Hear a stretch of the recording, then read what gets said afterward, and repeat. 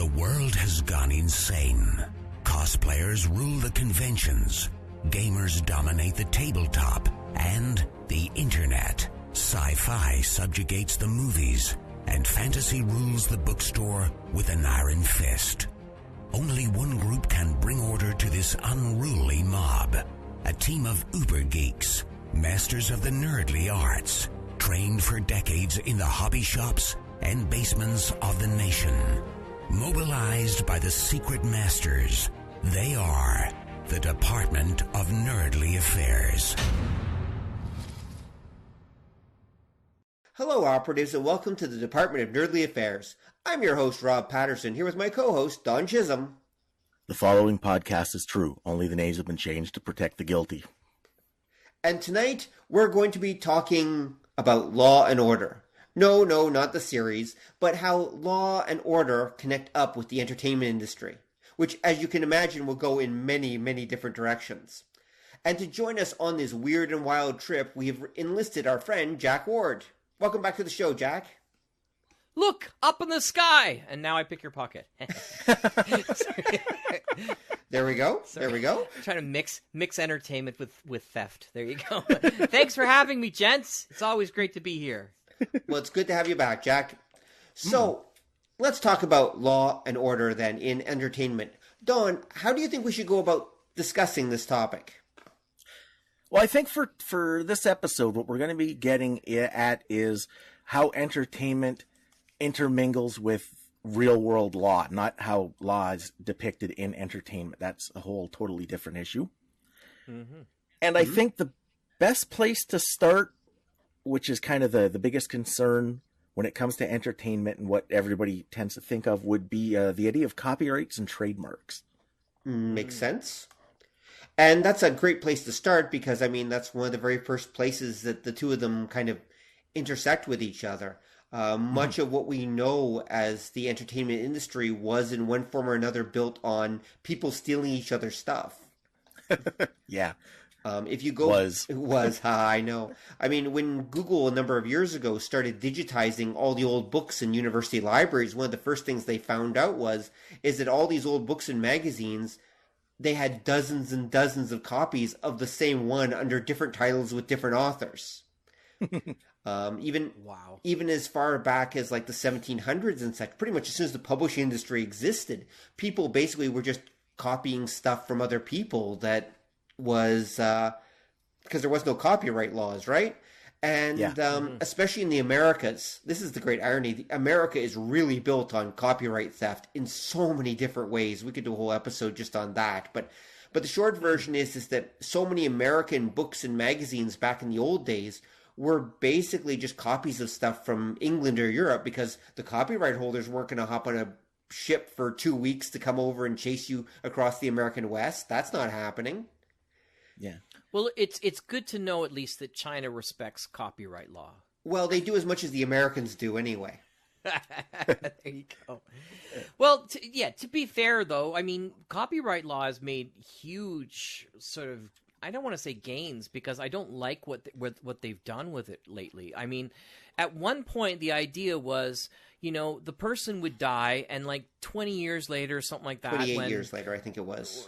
28 years later, it would go into the public domain, and that was great. And then we had this little rat named Mickey. Mm-hmm.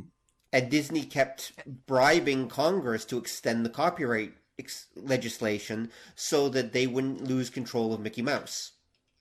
And I think because Disney is a corporation and a person, it can argue that it's, alive for a lot longer and therefore needs to keep cranking out more Mickey Mouse that it, has no reason to, to stop people from breaking its copyright. But the thing is, at this point, I don't think that they could really have a problem with having Mickey Mouse. If other people are using Mickey Mouse to do stories and stuff like that, are they ever going to beat Disney in the animation area? Like, it's just not. So they could have a bunch of people, because right now, you could make a Robin Hood movie, right? Mm-hmm. But your Robin Hood movie is not going to be the same as a big budget Robin Hood movie. It won't be distributed in the same amount of places. It won't have the same amount of thrills of it, but it doesn't mean that you can't make it. And that's basically the same thing we're talking about at this point. Exactly. And, well, the issue is that Steamboat Willie is going to become, copyright free or public domain. But actually, an interesting thing just happened. I don't know if you know this, which is that the very first stuff in many, many years actually just became public domain at the beginning of this year. And in fact, it looks like, from all practical purposes, it looks like copyright won't be extended again. It looks like Warner's apparently a big issue too with Superman and the other DC characters, because they're also going to fall into public domain within the next decade. And it looks like Disney and Warner have basically backed off. They've gone as far as they can go, and they already own the trademarks to all these characters anyway, right? So it's not like they really worry so much anymore about copyright or people using that. The modern characters are so different than the ones that existed back then. They barely care anymore. And so I don't think they think it's worth it. Trademark's an awful thing. Like, I go back to the Broken Sea issue, if you remember that. What was the Broken Sea issue? Broken Sea, this is in my quarter there, Don, the audio drama. So Bill Hullweg took a public domain Conan the Barbarian story, Queen of the Black Coast, which has been in public domain for a long time, and made his own audio drama from it. And sure enough, even though it's an audio drama, the Conan Properties International, LLC, a.k.a. Paradox Entertainment, sent them a threatening letter and said, you're starting off by saying, first of all, your Conan the Barbarian in your webpage, just the title Conan the Barbarian, it infringes on our trademark. And so you have to remove it. So they removed it. This is way back in like 2008, 2009. And so then they removed it. And then it says, first of all, it says, it comes to our attention that you're selling audiobooks containing stories by Robert E. Howard featuring his character Conan the Barbarian on your website, brokensea.com/Conan.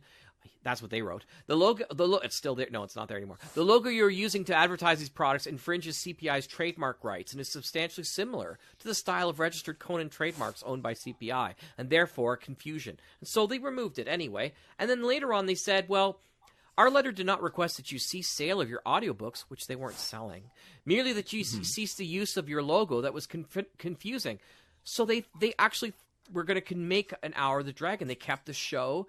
Late in November of 2008, actually 2008, they got an email from CPI Paradox saying that they were going to give them a free Conan license, to be royalty-free license too. And so they thought, this is great, we can use it. But then just the next day, they get a letter from the lawyer saying, because CPI remains concerned that your audio recordings may be distributed to countries that have been previously granted exclusive rights, which remain protected, CPI has decided not to grant you a license to utilize the Conan trademark, and then they decided to have another lawsuit threat down to them. So it comes down to, and I'm getting all this information from sffaudio.com, which is great, because it says, so the guy writes, there's only one reasonable judgment, CPI Paradox Entertainment's being an asshole. Yeah. That was his response, right? Well, and so this is why Warner Brothers doesn't care, because they're just going to trademark the characters anyway. If you show up even with an old public domain story, they're going to nail you for it. So what's the point of public domain anymore? Now, see, you guys have both kind of hit at a bunch of things, and I think it's great how we're less than 10 minutes in, and Jack always has like 50 references to look up for the notes. It's a gift, but I will send them to you. Thank you, Jack. But you've hit upon the difference between copyright and trademark, and they're kind of sticky points. Trademarks are actually much older. They go back to the Roman Empire. Because I didn't know that. Neither did I.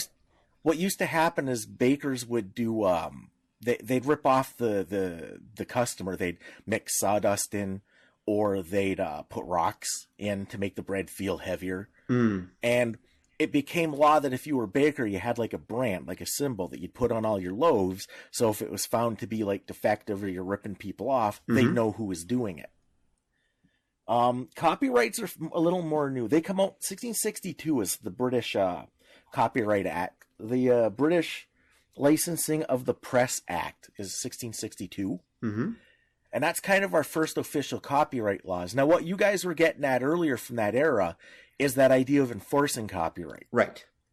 Like, there's a difference between having one and enforcing it. Now, that's different.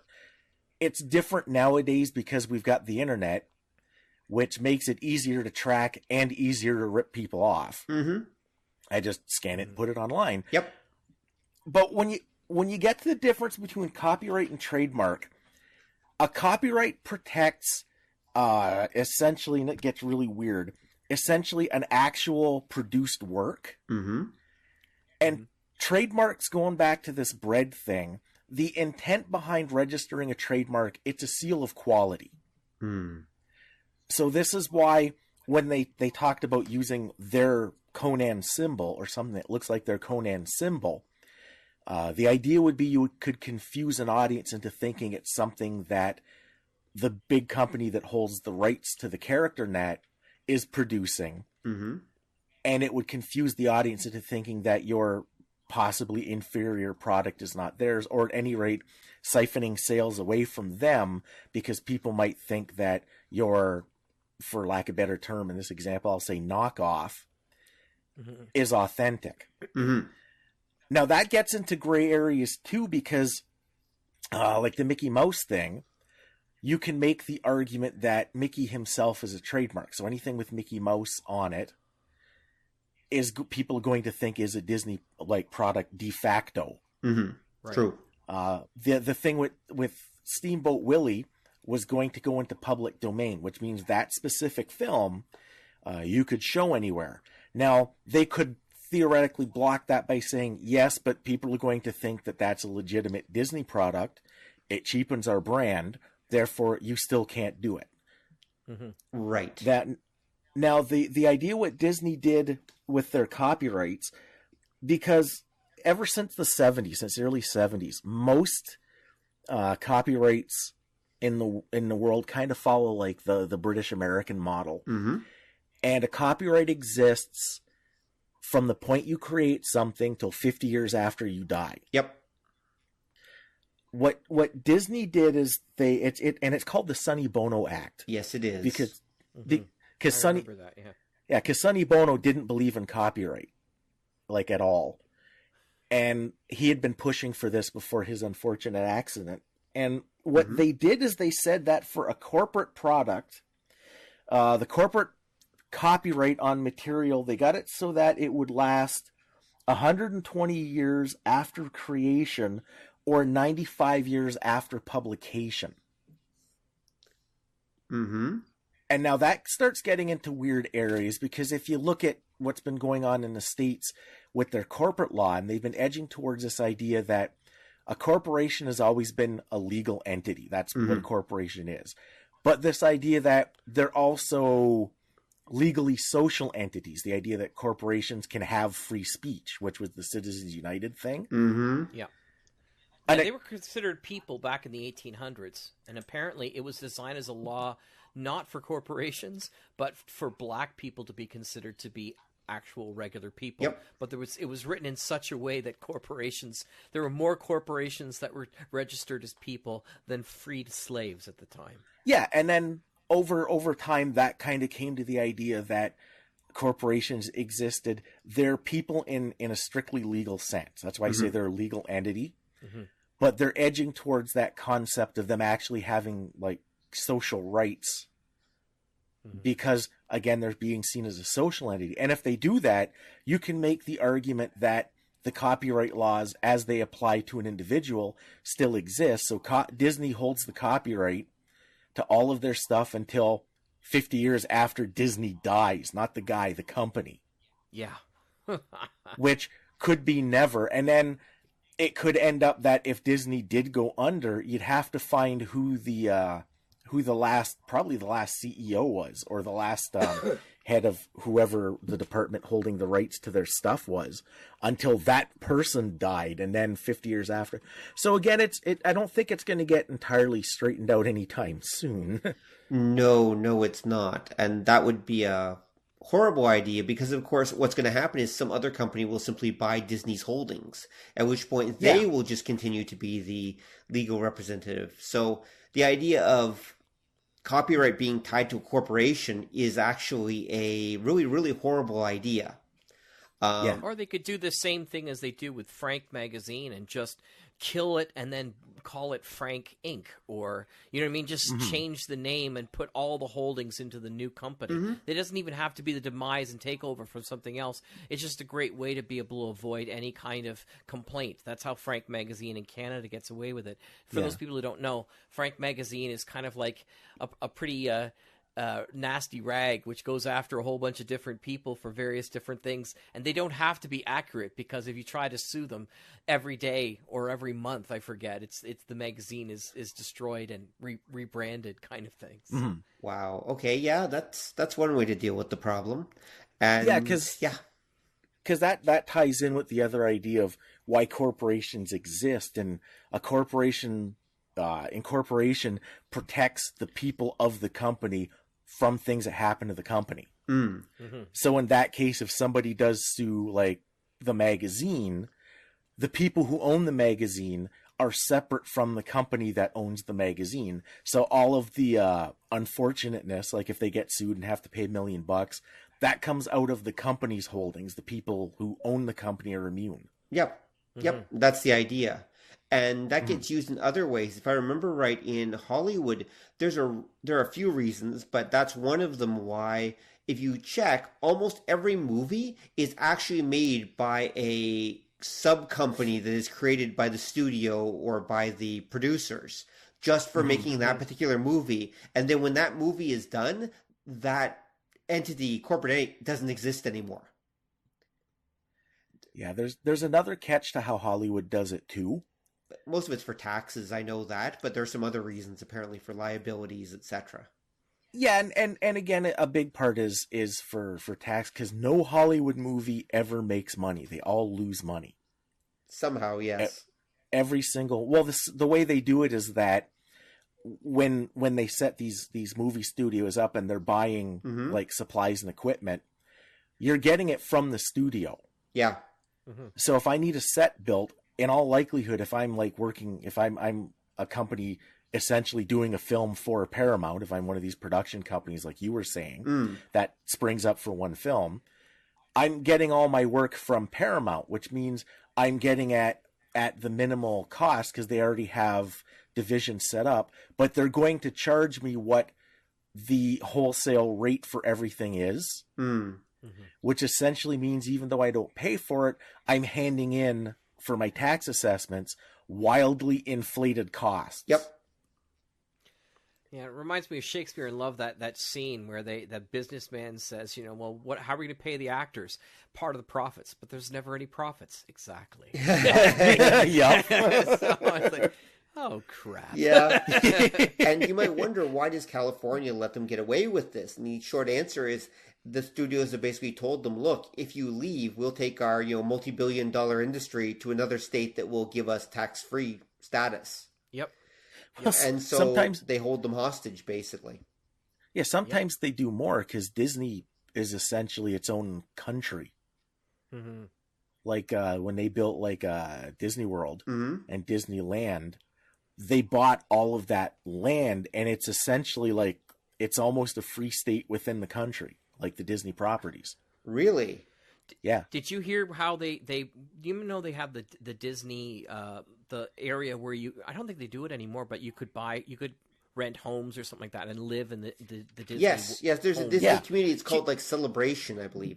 Yeah, Celebration Town or something like that. So you know how that came to be? How? So the president of Disney at the time, it could have been Michael Eisner, wanted another exit ramp into Disney. And the government wouldn't pay for it because they could only pay for so many unless there was an actual community there. Oh. So he built a community so he could have the state pay for all the new ramp to come in. So he made money on the community, made money on the ramp, and that's how he did it. Because Disney is so tight for funds lately, right? Yeah. After buying out Marvel and Fox, and Star Wars, and George Lucas films, they're a little cash strapped, right? Well, they did the Celebration thing a while ago, but actually I've heard that, and I know this is somewhat true, Disney goes through cycles where they really are almost broke. Yep. They've actually almost gone broke many times in their history. And Lucasfilm, actually, Star Wars is tanking big time, but that's a topic for another show. And I've even heard some of their Disney stuff is not doing that well. The only thing they've really got making money right now, hand over fist, is the Marvel stuff. Right. That's what I've heard anyway. And then, I mean, that's part of the reason they want Fox too. But didn't they buy Pixar again? They must be making money with Pixar. Yeah, oh yeah, they're making money. That's true. They're making money with Pixar too. But it's not like the park and that makes money, but not quite as much as you think it does. Like, it's funny because Disney, when he first built the park, he made it strictly so it would make enough money so he could make cartoons. That's all he wanted. Right. He didn't want to become like this massive emperor of entertainment. He just wanted to make cartoons. So yeah. yeah. That's the way it works out. But unfortunately, it doesn't always go as planned. And sorry, go on. There's also the idea too, like, everything is cyclical. And it's the idea with a lot of the big companies. They're usually kind of running the ragged edge of disaster. And you never know if they really are or not, because sometimes what'll happen is it looks like their margins are really low because of this creative accounting. Their margins can be actually low because the executives are taking like a big cut of the profits. Right. Margins can get low because what'll happen is companies, especially like Disney, that will expand. Like they buy Marvel, they buy Star Wars, they buy, everything. And they've spent that money and they're looking for the big payout. And then there's a dip because something that they've bought it's not popular anymore. So you can have it take a hit that way. This is what does a lot of the big companies like that in. Hostess Twinkies. No. Oh no, not the Twinkies. Oh no, those. They make those out of like old shoe leather and mattresses. But then they almost die, and everybody somebody bought like the last Hostess Twinkie, which was like $30,000, and then they came back a year later or something like that. So everybody panicked, right? Well, because somebody else bought them. Because what happens is, like with entertainment companies especially, everything's going good. You expand to capitalize on it, and then whatever you've expanded into, people get tired of, the bottom falls out, and then you've got to contract. And what happens, what's been happening in the last couple decades, like the Twinkie thing, the company making them expands. People go on like a health food like kind of binge. People are worried about their health. There's a lot of talk about, how our health is deteriorating, like we're all getting fatter and stuff.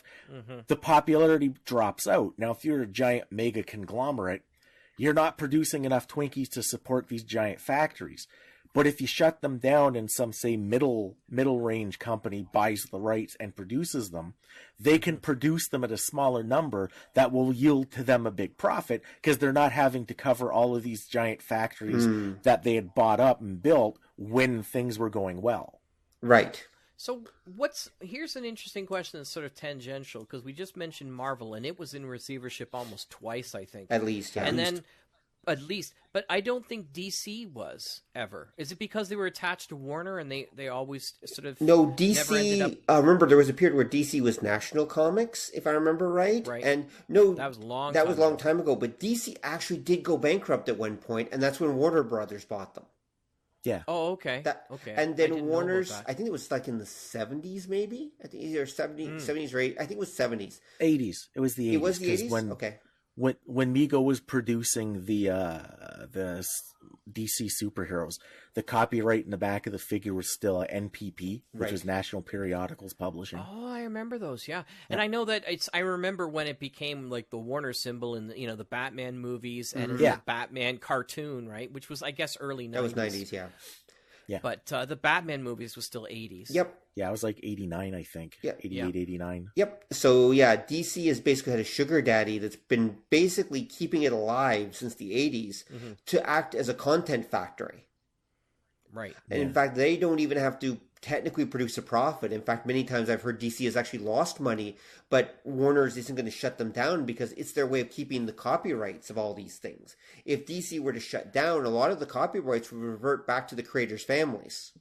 Yeah. Oh, and you can't have that. Well, hell no, no. especially not No. if like you're going back to losing Superman or Batman or the other Yeah. big money makers, right? Siskel and yeah. So therefore, no, that's the whole point. DC is essentially a giant holding company that also sometimes produces new content. Well, they're still doing comics, right? So they're still producing some new characters and content. That's also why all these old characters are constantly having to pop back up in DC Comics, because it's a way to renew their copyrights and to keep them in publication. Gotcha. Well, this brings another, if I may, one of my heartbreaks of copyright and taking somebody to law. One of my heroes growing up, and you can laugh now, Don. You go ahead. It's fine. One of my heroes, he's just, maybe, I'm waiting. Okay. Yeah. One of my heroes growing up was Clayton Moore. If you know who that name is. Isn't that the Lone Ranger? Yes, the Lone Ranger. Because he genuinely was a really good guy. Like, Right. he really did play the Lone Ranger when he wasn't playing the Lone Ranger. Right. He would go out, even way after, when he was, like, in his 60s, he would go out in the mask and he'd talk to kids about staying away from drugs and stuff like that. And I know people who knew him, and they said he was genuinely that guy all the way through. Right. So around what happens in 1978, Jack Rather... who still owned the rights to the character, got a court order banning this old man from appearing in public as the Lone Ranger. Right. Yeah. So they had to he removed the mask from Clayton Moore. He could only wear like dark sunglasses instead with the white hat. And he said he felt like after so many years of playing, it felt like a slap in the face. But even though I guess they won the legal battle, he kind of won the media war out of that, and he got a lot more people interested in the Lone Ranger again just because he was doing that. But it was heartbreaking to see, like why would you take that from an old man? It's like this guy who played Spider-Man, all his life, going to malls in his 70s and playing Spider-Man. Somebody saying, no, you can't wear the Spider-Man costume anymore. Get out of it. But like, it's ridiculous. Yeah, but you know what part of that was? They had the new movie coming out, right? Yeah, and what they were doing is, it's that idea we've talked about before that your audience is cyclical. So in the 70s, Westerns were a grown-up thing again, and that's when they did, I think it was called The Legend of the Lone Ranger. Yep, which was the movie, which was supposed to be a more mature kind of take on the character, to go in with that idea of Westerns as adult entertainment. And I'm betting they didn't want this guy, hey kids, stay in school. Yeah. That it was that idea. It's taking away from that new image that they're trying to create. Same thing with when you get to the 89 and they did the Mr. Mom Batman. They didn't want Adam West anywhere near it. And again, I think it was that idea that they were afraid that here they wanted something kind of dark and serious and a little more mature. And if you had the no Batman guy in, it would confuse the audience and people would be expecting the no Batman. Right. Yeah. Clint Eastwood as the Lone Ranger. Wow. Are you happy, punk? You feeling lucky, punk? These are silver bullets. Yeah. I don't know if you can see him squint through the mask, though. It just wouldn't work the same way. So anyway. Yep. So, but that goes again. The Lone Ranger thing again plays to trademark. Yes. That what they said, it wasn't the copyright that he was infringing on. It was the trademark, because the white hat, and the mask is the visual symbology for the Lone Ranger. Yeah. Right. Yep. I could see that. And that's what brings this all the way to Axanar film too, right? Yeah, kinda. That's it's a trademark thing as well, I would guess. Is that what you're saying? Yes and no, because when you get to something like Axanar, because something like Star Trek or even Star Wars or anything that's been around for a long, you mentioned Conan. Conan is another legal nightmare because you have these things that something like Conan has gone in and out of copyright so many times for so many people. The trademark is passed between so many different people and groups. Even something like Star Trek, there's been so much fan work that's come out.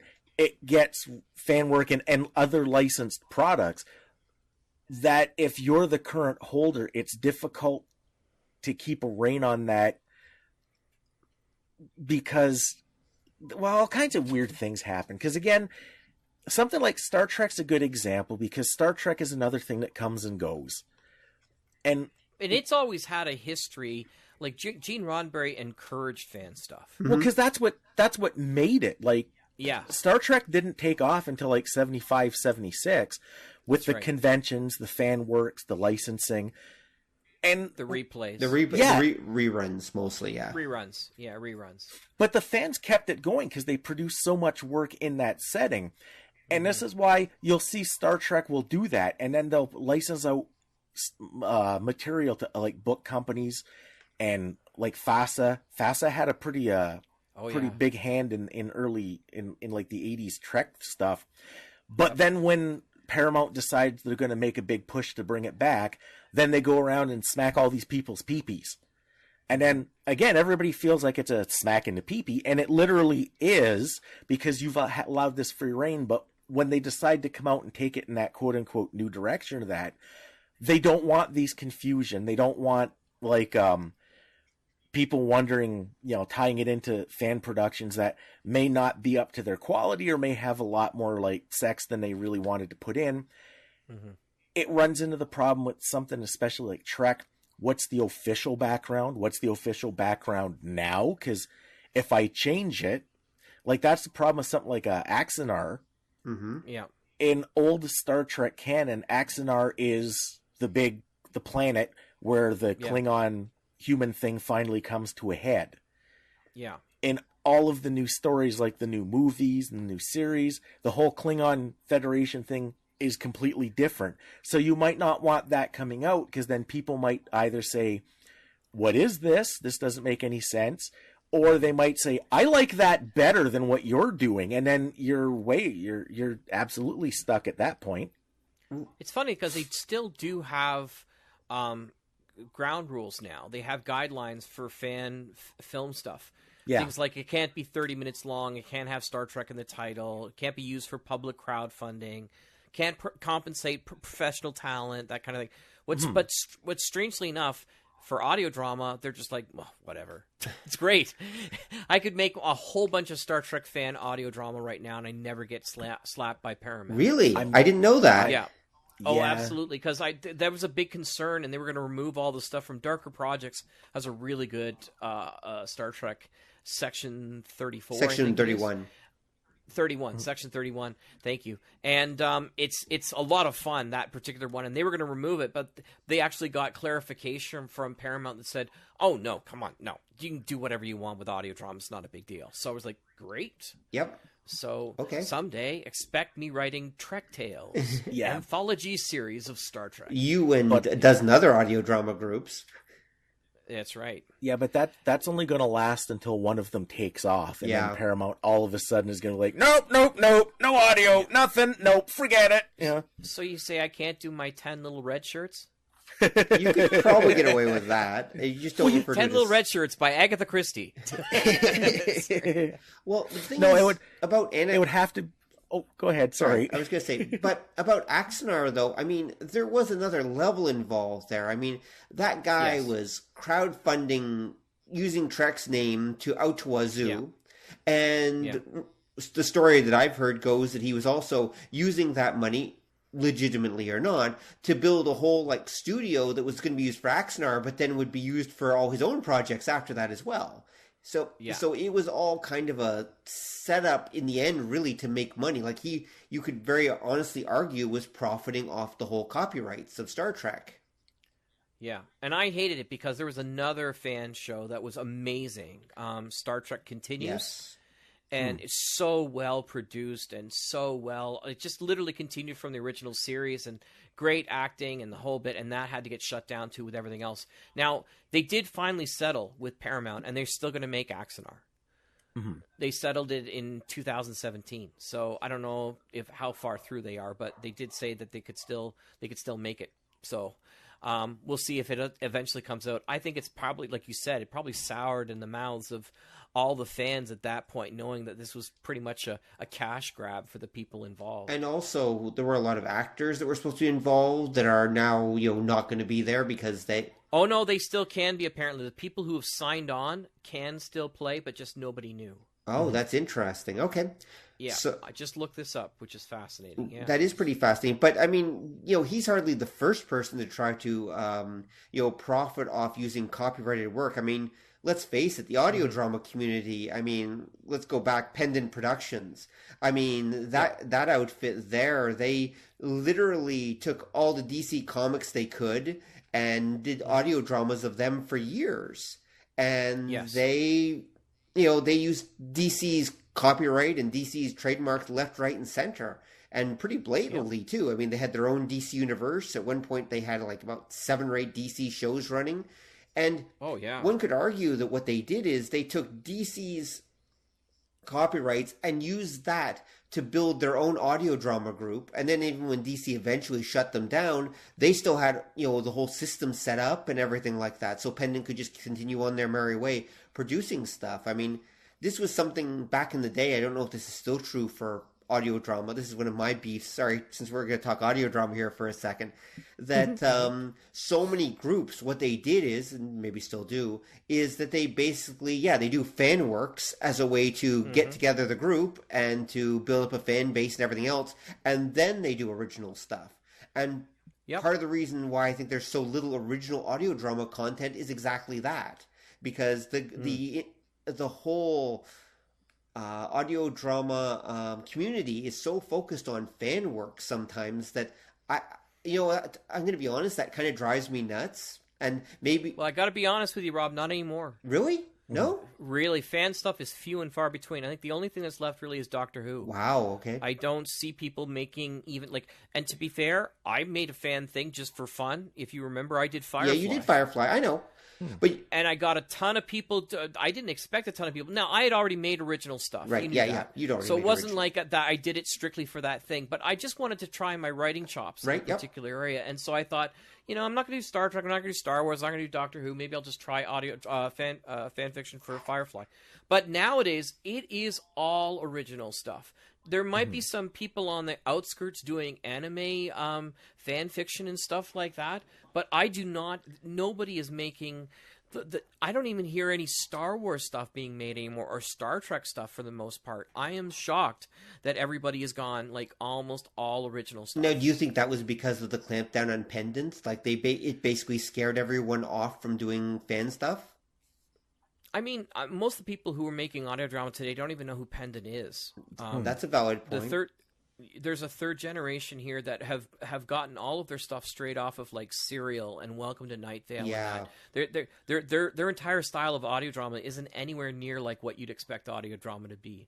So it's like I'm literally calling it like the Bronze Age or the third generation of audio drama. These are people who've never heard the stuff that I've made, never heard any of the original. They might have heard of Star Wars, but most of the time they're sounding very much like YouTubers, where they have somebody sort of coming up to the microphone and going, "Let me tell you about this crazy story," and then they'll put in some sound effects, and then maybe they'll have some field work where they went somewhere, but they're talking to an audience as if they're an NPR show, right? Because they are copying Serial and Night Vale, because that made all the money.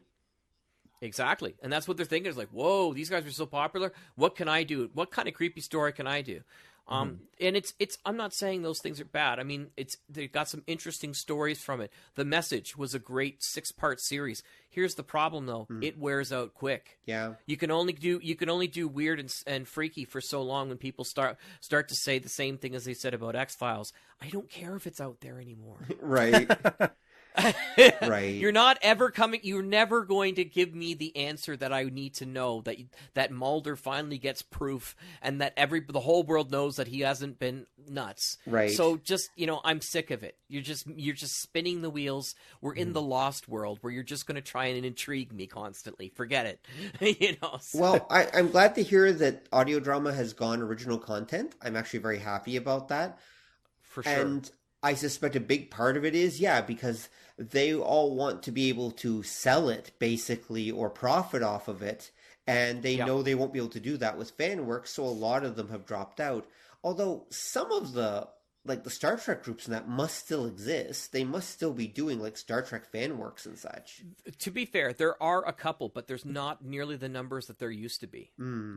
I think I only know of 2 that are still active at this point, and not even darker projects. Right. So a lot of those people, either they got tired of doing the fan stuff and wanted to do original work and try some different stuff, which is good, or they just burned out and they stopped making the stuff altogether. Right. Huh. Interesting. So we're now, as you say, we're in the 3rd generation of audio drama people at this point. Yep. Huh. That must make it really interesting for you to get content for the Sonic Society then. Oh, there's so much. I suppose like the first and second season, I was fighting to get content. Now there is absolutely no way I can even get a fraction of what gets out every year. Oh, that's good. Yeah, well, not for me. I used to be able to feel like I was the king of the world when it came to having stuff out there. But 52 episodes once a week is not enough to be able to get all the shows that come out there, just a taste of them all. Right. So, and you're just airing basically like pilot episodes and one-shots. You're not even airing the whole series. No, yeah, exactly. And oftentimes I'll have, like tonight I had a twin show kind of thing. So oftentimes people have a short and then they'll have a 30-minute one, right? And I have to fit it in. So it's rarely just one show that I'm putting on. So I could be having easily 100 different shows every year without having to ever duplicate. Wow, that's fantastic. Now, okay, back to our main topic then, though. So, did you air fan works on the Sonic Society, and how did that work copyright-wise? Well, here we go. When I first started, that was one of our first summer seasons. Was we decided let's air some fan stuff, and so we did. And then I didn't get kicked by any big corporations, but I did get somebody sort of say, "Look, you guys do great stuff, but I'm not going to send anything into a company that just does fan fiction stuff." So from then on, our summer stock stuff has been actually public domain radio drama scripts where people recreate them. Right. So there's a generic old-time radio, public domain radio drama scripts. Now, you might go back and say, well, this isn't exactly they assume that they're public domain radio drama when they put them on there. Right. And we've never been hit by any of those things. So people just make their own productions of it. Again, not for any profit or anything, just for fun in the summertime. And that's what our Sonic summer. I think we've got 7 or 8 seasons of those now, if not more. Maybe 10. I think we just finished our 10th season of Sonic Summer Stock. Yeah, that's fantastic. Well, I'm coming up to the 15th season of the Sonic Society. So yeah, that's amazing when I think about it. 15 years I've been doing this. Right, it just flew by. I need to get a life. That's right.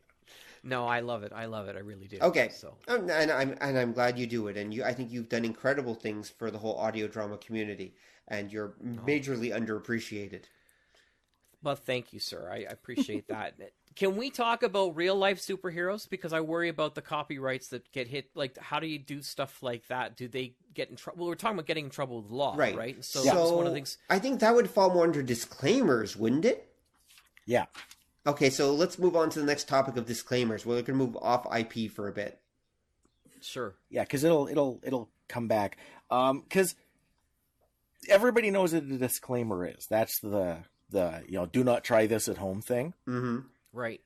Those kind of come about. Those are strictly put out by companies to avoid getting sued, to avoid what they call tort laws. Mm-hmm. Mm-hmm. The idea being that you're demonstrating that doing something with your product or something you've presented is a stupid idea. So if somebody does it, they can't sue you. Mm-hmm. That gets to be kind of a weird thing, because you're talking about the people nowadays that like dress up like superheroes, and sometimes they go out and do like charity work and such, or sometimes they actually go out and beat people up. Mm. Yeah, I've got a couple of samples that I culled. You might be interested. Okay, in. sure. So there's Night Warrior, whose supernatural power is to make the world a better place, which strangely enough doesn't stop bullets. But anyway, and he doesn't have any combat training, but he does have gadgets, Oh, no, he doesn't have gadgets. Sorry. He does have a flashy costume. There's a guy who does have gadgets, but he does, because it's according to him, when people see me coming up, it does tend to stun them into silence. So, Night Warrior lives with his mother. So then my second favorite that I picked was Wheel Clamp Man, whose main heroic activity is full-fledged crime. He patrols Perth with an angular grinder and cuts off wheel clamps from cars that have been illegally parked. So he's a villain. So he's a villain. Well, no, he's a Robin Hood hero for people who have their car. Yeah, he's a vigilante, right? Mm-hmm. So he's dressed in a skin-tight green leotard, rainbow socks, and a glue-on mustache.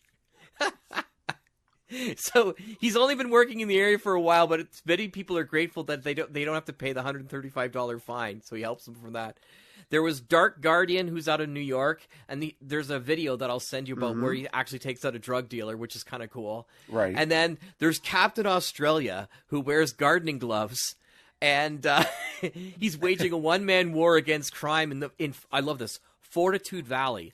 How's that for a great place in comic book history, right? Fortitude Valley. Yeah. Fortitude Valley. He's a day life. He stay-at-home father of two, but a desire to clean up Queensland's streets has motivated him to put on his makeshift costume patrol in the cedar areas of Brisbane at night.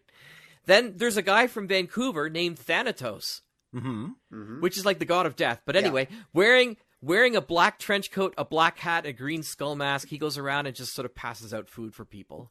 And then you probably heard about Phoenix Jones. Yes. Uh-huh. That's the MMA fighter. You'll find video of him. He has a bulletproof vest and armor plating. And then there is the Flashing Blade, which was awesome because there's no picture for him. This is the last two. The Flashing Blade is definitely bizarre. There was a gang armed with chains and knives that attacked two detectives in the South Shields in 2007. The detectives were unarmed, but out of nowhere, the Flashing Blade leaps into the fight, swinging a katana, and shouts, "Leave him alone, he's a police officer!" The sword catches one of the gang members on the arm, and the rest of them take off. So, the detectives were safe, the Flashing Blade disappeared and was never seen again. The only description they got was he was white, 40s, and had a mustache. So be on the lookout. Okay. And this last one I thought of you, Rob. Have you heard of the Chinese Red Bud woman? No! She's been from Beijing, spotted several times wearing a mask and a cape and handing out food to homeless people on the streets. Right. Isn't that amazing? Well, in China, it's possible handing out food to homeless is actually a crime. So there might be a reason. Is it really? Yeah. Well, the Chinese government can be a little wacky that way. They might consider it encouraging them not to, leave. Oh, wow. So I don't know how they feel about charity. And then, of course, there's that whole super surveillance system that they're putting together.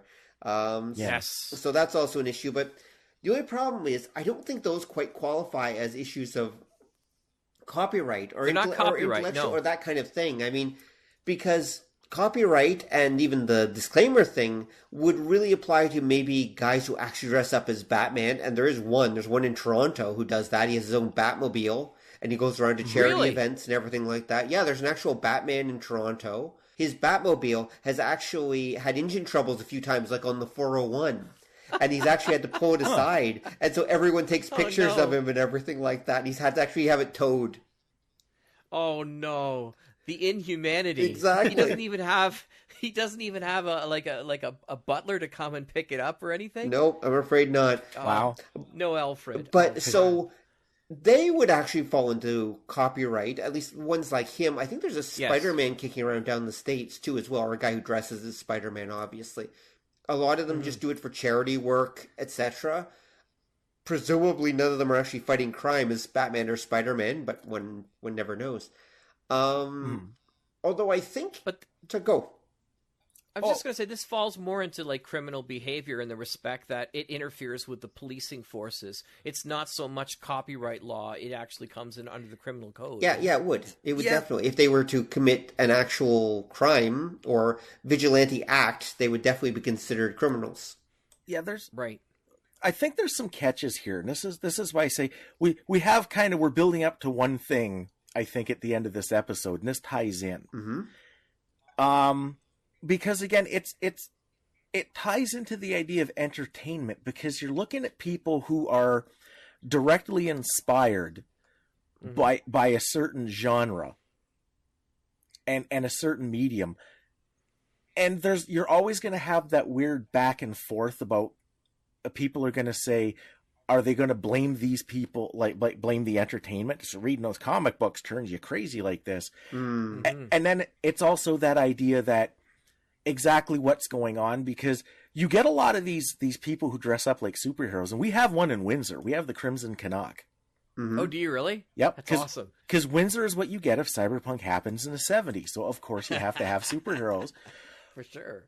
And you get a lot of these people, what they're doing is they're doing charity work. There's a lot of them that will do like the neighborhood watch kind of patrols. Mm-hmm. And they do it in costume, and they because it's visual, it encourages more people to come out with them and that. And you do get ones that go the other way, because there was, I can't remember his name. There was a guy just arrested last year, I think it was, in the States, that was dressed up like a superhero, just beating the shit out of people with a stick. Wow. But it goes into that idea, because what you're starting to bump into that kind of leads to some other stuff is, what exactly is entertainment's place in society? Okay. And it's because it's reciprocal, right? Like, what the fans affect what gets done affects the fans, kind of thing. Right.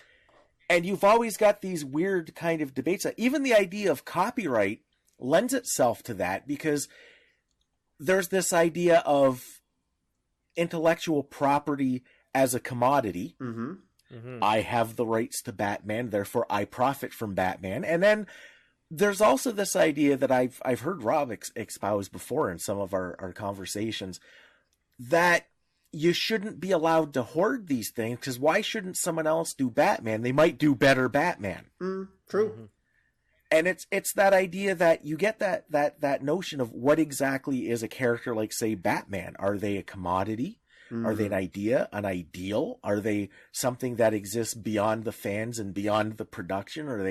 Are they something that somebody has like a tight rein in? Like, and it leads to, like, say, a lot of like the nerd rage from the beginning of like the 2000s, where people. I loved Batman Dead End, by the way. Remember that short? Yes. Yeah. But if with guy who plays Chekhov, his son who committed suicide later, he played the Joker. Really? Walter Koenig. Yeah, Walter Koenig's son. He played the Joker in that. I didn't know that. Oh. Yeah. But if that's sorry, go ahead. And I have an interesting side to that. So go ahead. Because I was going to say, if you remember at that time, a lot of people would complain because a character like Batman gets reinvented every so many years. Always has been. But that was a point where you started to hear people saying, well, my Batman wouldn't do that. That's not the real Batman.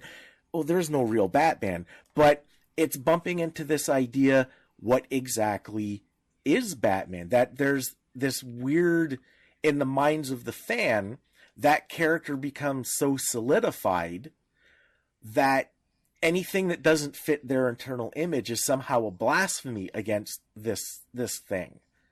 Yeah, that's sure.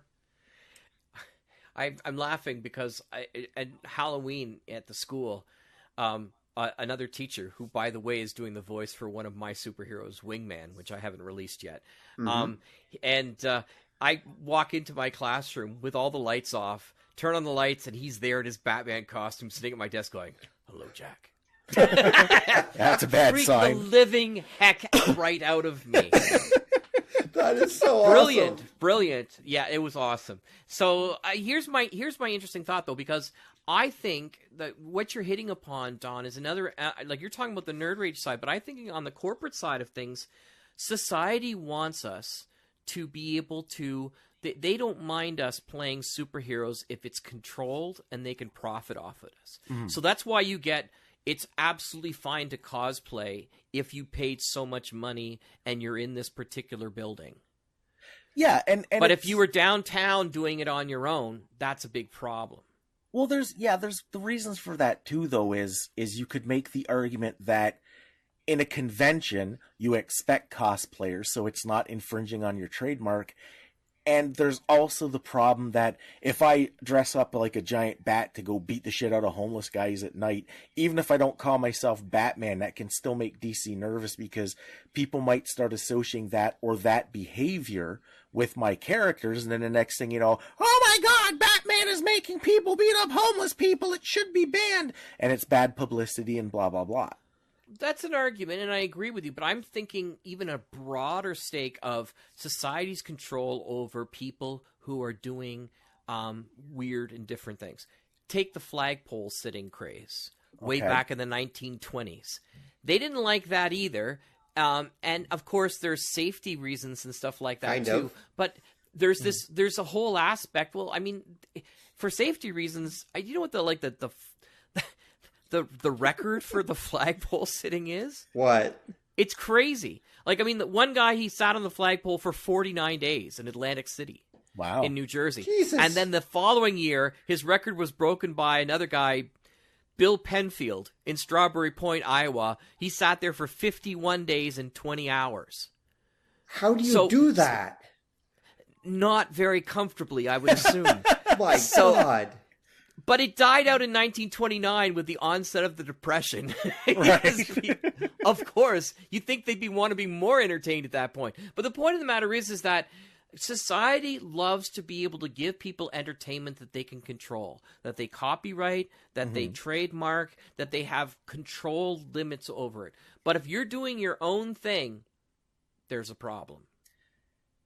Yeah, but you got to remember society isn't a thing. It's a bunch of different groups. And what you're going to get is, when it comes to any kind of issue of behavior, of entertainment, even broaching the big C of copyright, it's that idea of how many of these groups start lining up and how loud can they get.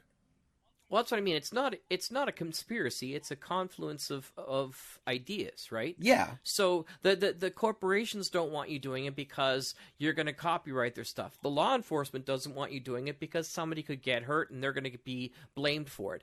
So there's a way of being able to organize and stop people from having any kind of full nerdly expression about things, because we can create all sorts of laws to be able to suppress that or control it.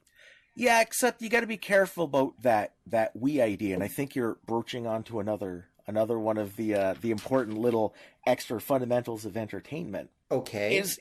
Is this is where you get, I'm going to mention, rating systems. Nice. Mm-hmm. And it's good segue. Yeah, and it's because what ends up happening is you get conflict from different groups. Like, it's not that society necessarily wants to control the free thinkers and the creative people, because don't forget, a lot of audiences don't want creativity. Like, this is why it's so important to hang on to Batman with an iron grip, because Batman is a known commodity. Batman will sell more than, Night Guy, who might be exactly like Batman, but because people have been climatized by Batman, that's where they'll go. The audience themselves really don't want new things. New things are work. New things mean I have to pay attention. I have to learn a whole new value system. Like, okay, who is this writer? Is he good? Is he bad? Do I look smart by reading it? Do I not? I don't understand. But then, Batman, I know Batman. Being played by Ben Affleck, I know Ben Affleck. Directed by this guy who directs everything, I know this guy. And it's safer, even for the audience. Mm-hmm. But don't you think the audience has been trained into that, though? Like, we've been slowly homogenized into this idea that we don't want to be exploring new ideas. We just want to be familiar with the old. No, not. Can I interrupt on this one? That's not quite true, Jack. What's really going on is it has more to do, I think it's our dopamine levels. It's biology is what it really is.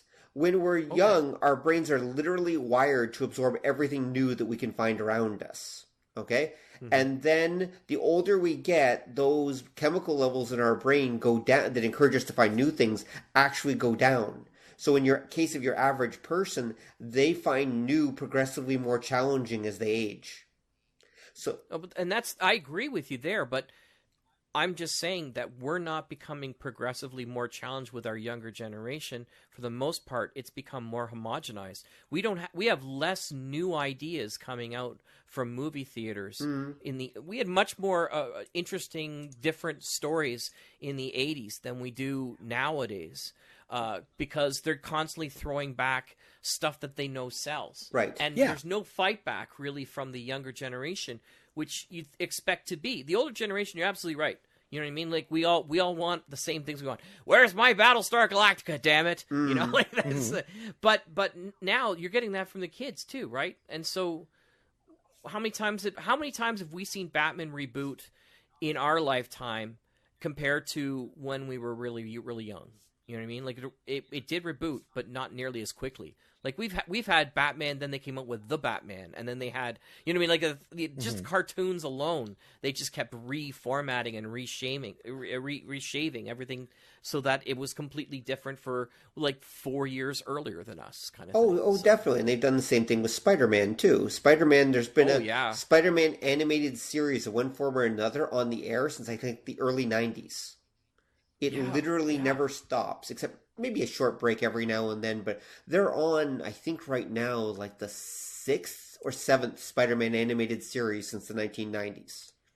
Yeah. And you and I had the 60s. The blessed. We only had Spider-Man. the blessed 60s Spider-Man, and that was it. Actually, that's wrong. And Spider-Man and His Amazing Friends. Exactly. Plus, and also the year before Spider-Man. That was the 80s, though, right? So. And the year before Spider-Man and His Amazing Friends, there was a one-season syndicated Spider-Man series as well, which has very similar animation that Marvel Animation did. And we had the live action. Yeah, we did have the live action when that in the was 70s. Yeah, you're right. So, and also in that time, we also had Spider-Man. Something like that. Spider-Man, yeah. But we didn't actually. The Japanese did. It was only shown maybe in. Actually, it might have been shown in San Francisco and Hawaii, but that's about as close as we ever got to it. We got the toys. That's true. We did. That's true. But we didn't get the show. is one of the Shogun Warriors. Yeah.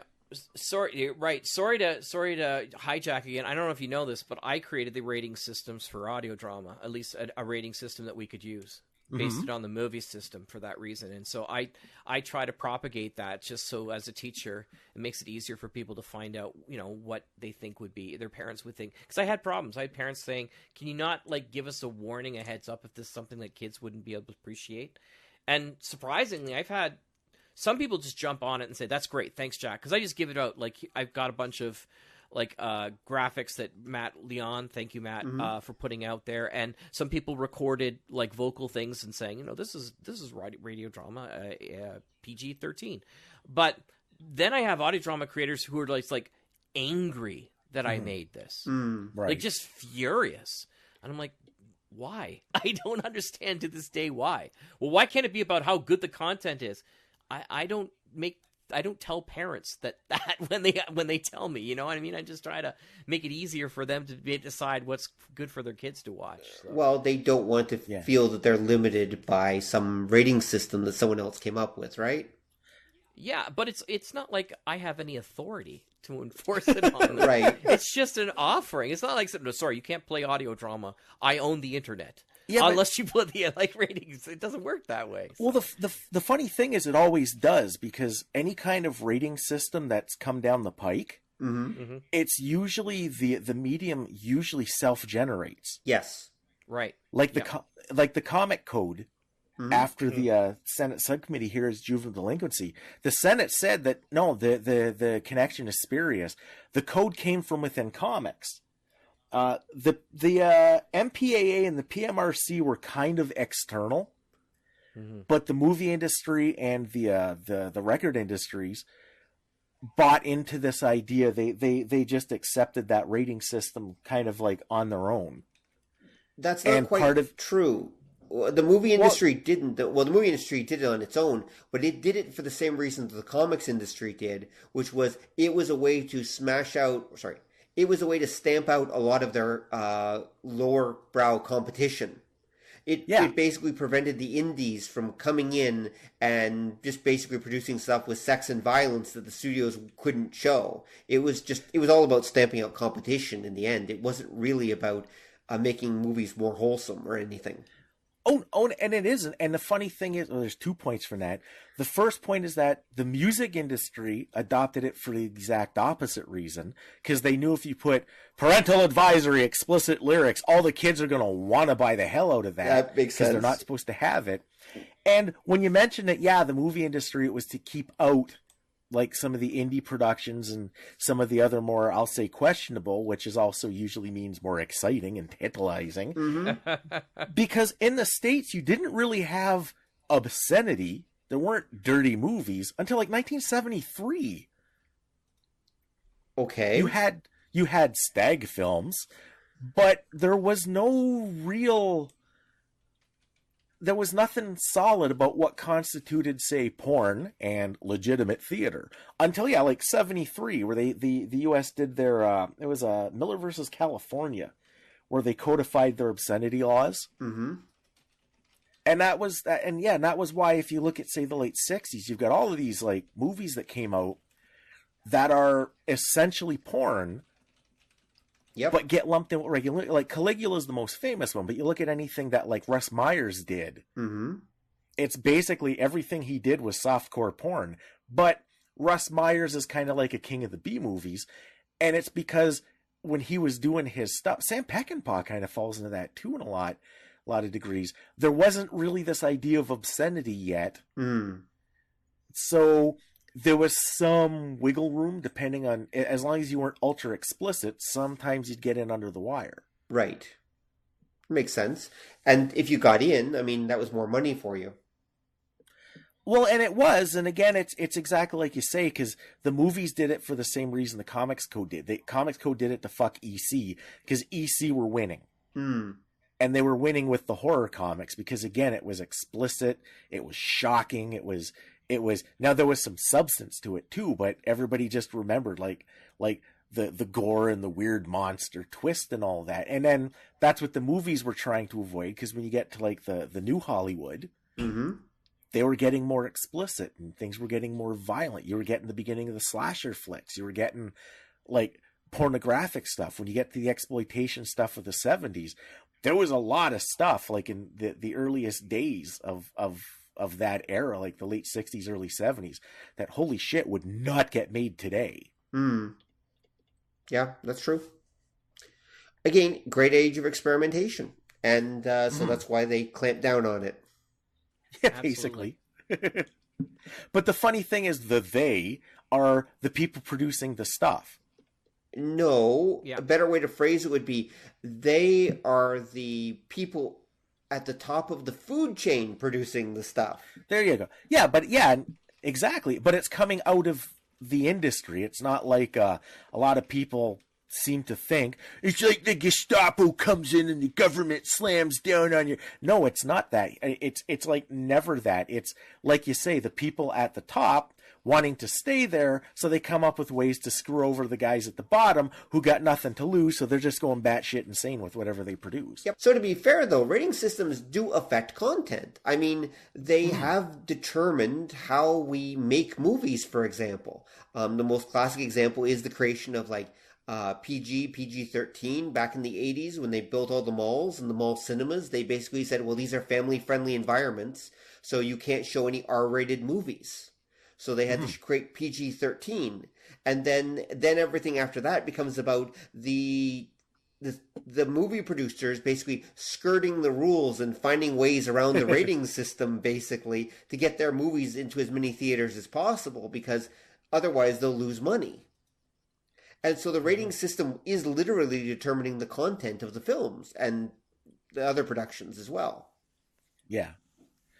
Yeah, there's catches to that too, because again, when you get to these weird experimental periods for any kind of medium, they're usually at a point when sales are down and people are desperate.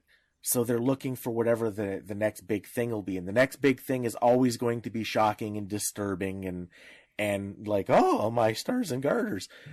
Because that's how you know you've done something new, when everybody freaks the hell out about it because they don't know how to take it. Usually, not always, but okay. I mean, kind of. I mean, I'm afraid I'm going to have to break this up, folks. I'm getting a cease and desist letter from my wife saying I have to go pick her up from work right now. She can walk. There's only, 2 meters of snow there? Yeah, no, there's no snow. We've had a lovely global warming where we get freezing and then warm. We had a rainstorm of 7 degrees, which washed everything away. Huh. And then we had minus 20 with the wind chill today.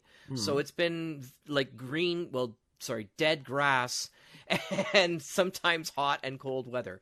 But that being said, she has a cold herself, and walking about an hour to get home would not be fun for her, I would guess. Right. Oh, wow. I can see that. Well, you're a good man, Jack. Go get your wife. Oh, well, thank you so much. I wish I could stay. I really do. Yes. And thanks for letting me join once again. Okay. Nope. Thanks for coming on and giving us your thoughts. And we'll talk to you next time, Jack. Thanks. Bye now. Bye. So my thoughts, again, are that rating systems, though, I mean, the irony is that most of them have no legal enforcement behind them whatsoever. I mean, yeah, I don't think any of them really have. They're all created, as you say, within the industry, yet they end up taking on the force of law because the top dogs enforce them anyway. Yeah, they do until they don't. Mm-hmm. Case in point, you run into stuff like famously with Stan Lee publishing a story about drug use in Spider-Man. Right, that's true. The code totally forbade. It went out without the code stamp. At that point, nobody probably noticed. This is 20 years into it, and it was already losing power. And when you get to the 80s, the comics code didn't matter. Nobody knew what that little stamp up in the corner was anyway. Well, yes, and let's be honest, though. He's also top of the heap. Yep. I mean, when the industry leaders do it, especially since there's no actual law against it, they can totally get away with it. Yeah, because you're basically just looking at the biggest problem you'll run into is public backlash. Mm-hmm. And in fact, Stan Lee was asked to run that issue by the government itself. And there was no public backlash. I mean, people were a little shocked to see it, but then again, I mean, they understood the point of it was, drugs are bad, don't do drugs, and everyone agreed with that. Well, pretty much everyone. Almost everyone, okay. Fine. Almost everyone. I mean, you're right. I mean, some people can play with it, and they do eventually lose power. Codes don't last forever, but then again, I mean, the TV's ratings code has been there forever, for decades, and it's definitely not going away. Yeah, except when it does. Because again, if you remember going into the 90s, but the mid to late 90s, you were allowed on American television, Canadian television too, you had swearing and you had toplessness. A little bit, yeah. Infamously, it was NYPD Blue showed the fat guy's ass, and that was just a delight. Yep. And when Rick Schroeder got his part on that show during the later couple seasons, the rumor is that he had to be taught how to swear because he couldn't talk tough enough for the show. Right. And this went on for a couple years. The only thing that ruined it was, as you put it, when we saw Janet Jackson's pasty during Circus Maximus. Mm-hmm. And then everybody was outraged. Oh my God, it was almost a bare breast. Oh, my stars and garters. And then all of that went away overnight because of public outrage.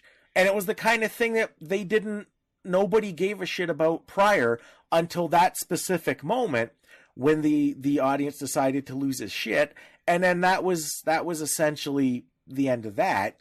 Well, they went too far.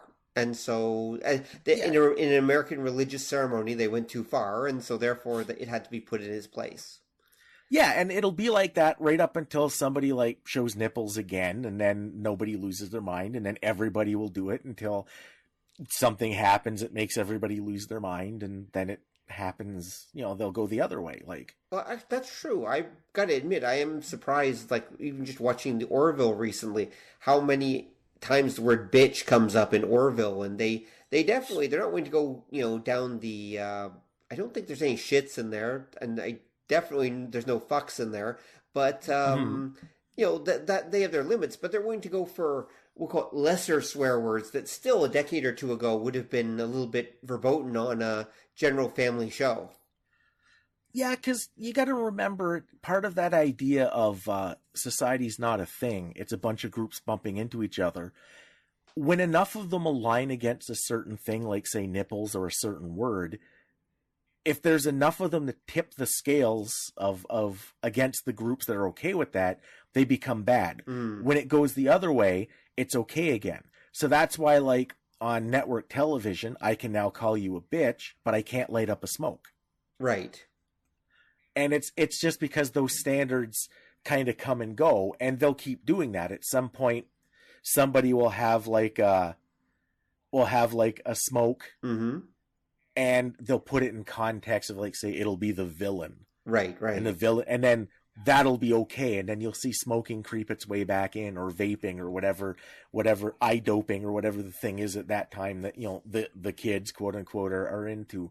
And it comes and goes. Like, that's, again, one of the problems Jack mentioned with the rating system for audio drama.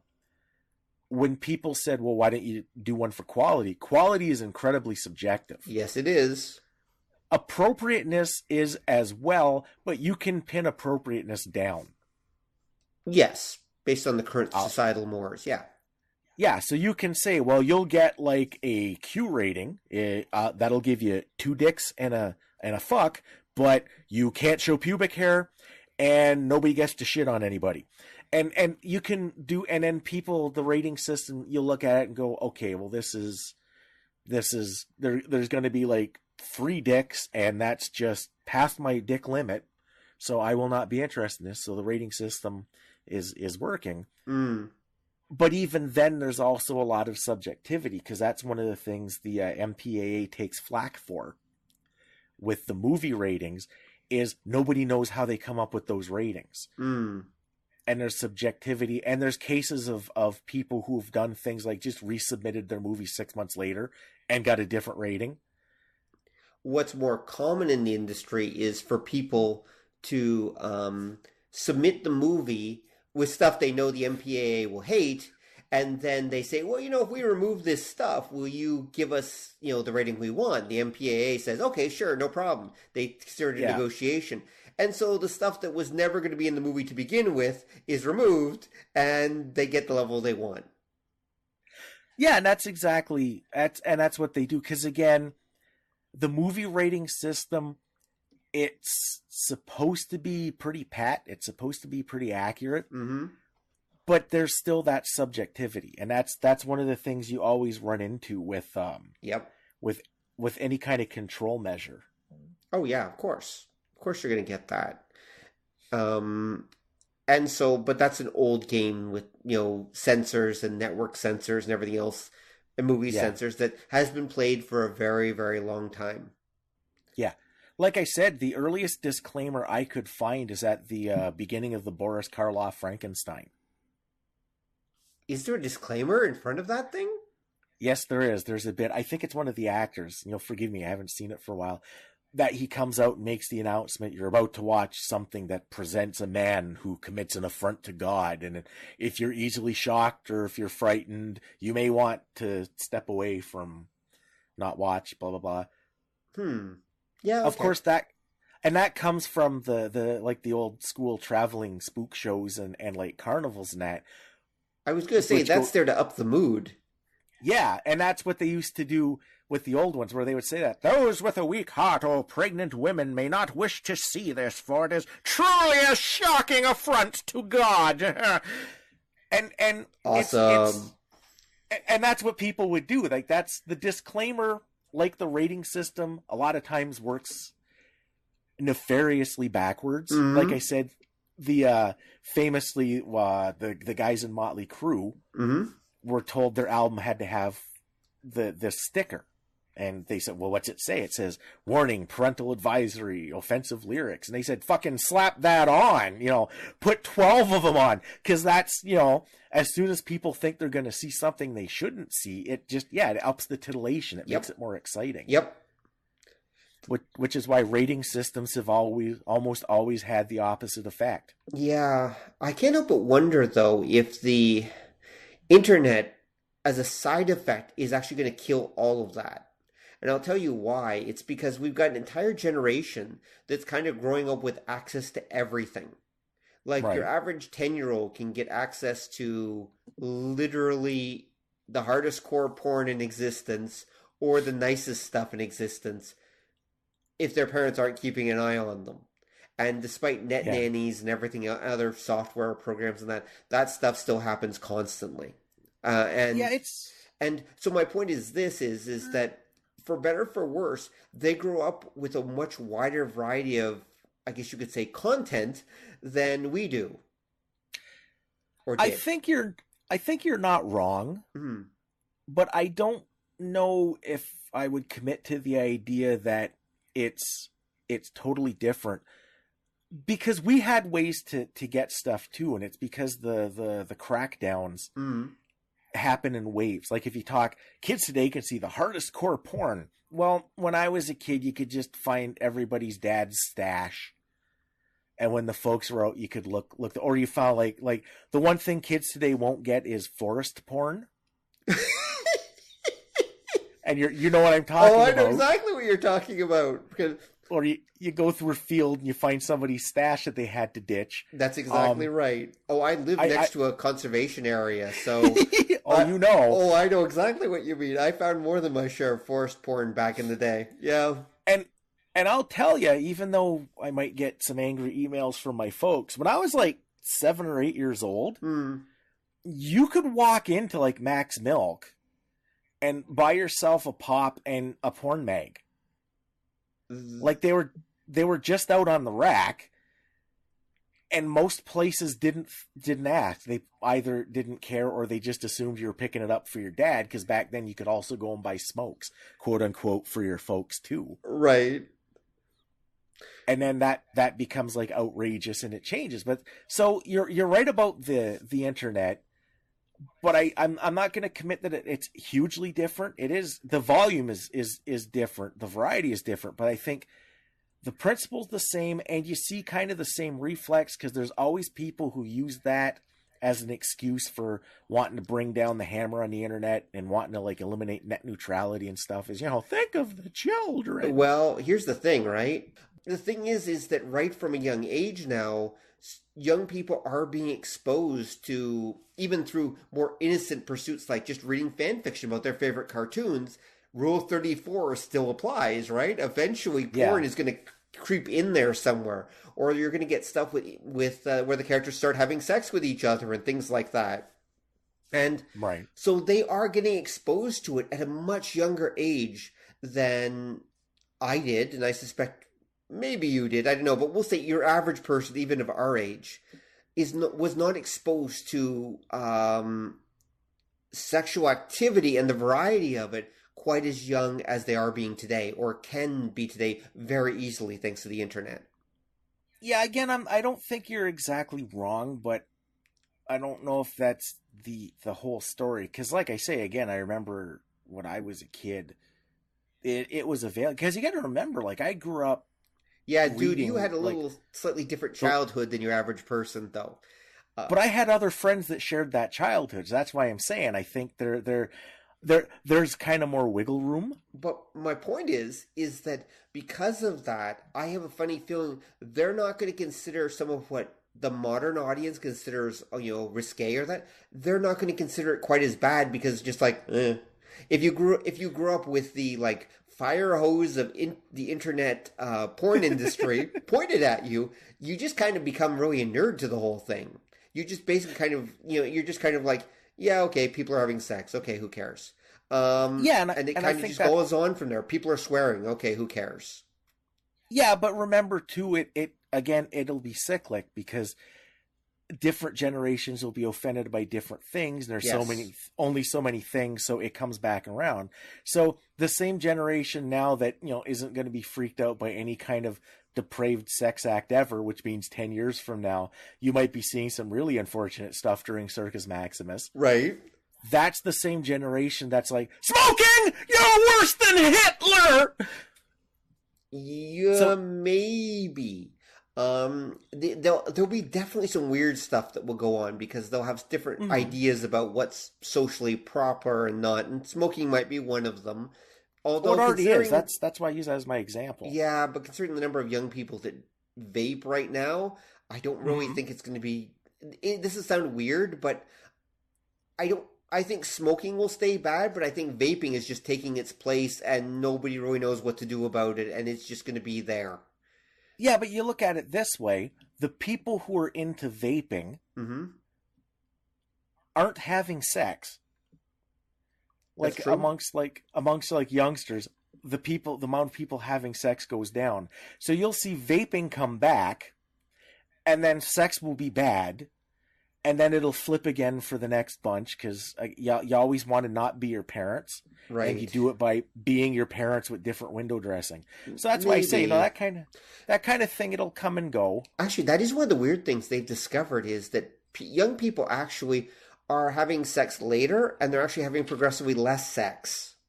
Yeah. And birth rates are going down, and people are showing less interest in that. Yeah, we're becoming Japan. Yeah, and Japan is, again, another example where, like, nobody has sex. They all think about it. They all, like, are... Constantly. Titillated by it, but they're not actually bothering to do it. Not as much as they used to anymore.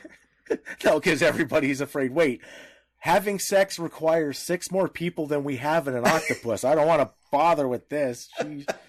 Too much work. Oh, exactly. So yes. Okay, we better get back on track. But I'm sure our audience is enjoying this discussion of sex with octopus. But anyway, I'm not linking. My point is no, I won't. My point is no, I can. I can change. Link to but I can link to octopus sex because it's classic literature. Remember Dreams of the Fisherman's Wife? I was going to say that's not literature; it's just a picture. But okay, you definitely can link to that. That actually is a classic image. It's fine art. It's exactly right. And depending on the era. That's right. And it's a woman having sex with an octopus and complete with sound effects. But anyway. Yeah, okay. Well, the Japanese. Oh, the Japanese. Anyway, so we better get moving on.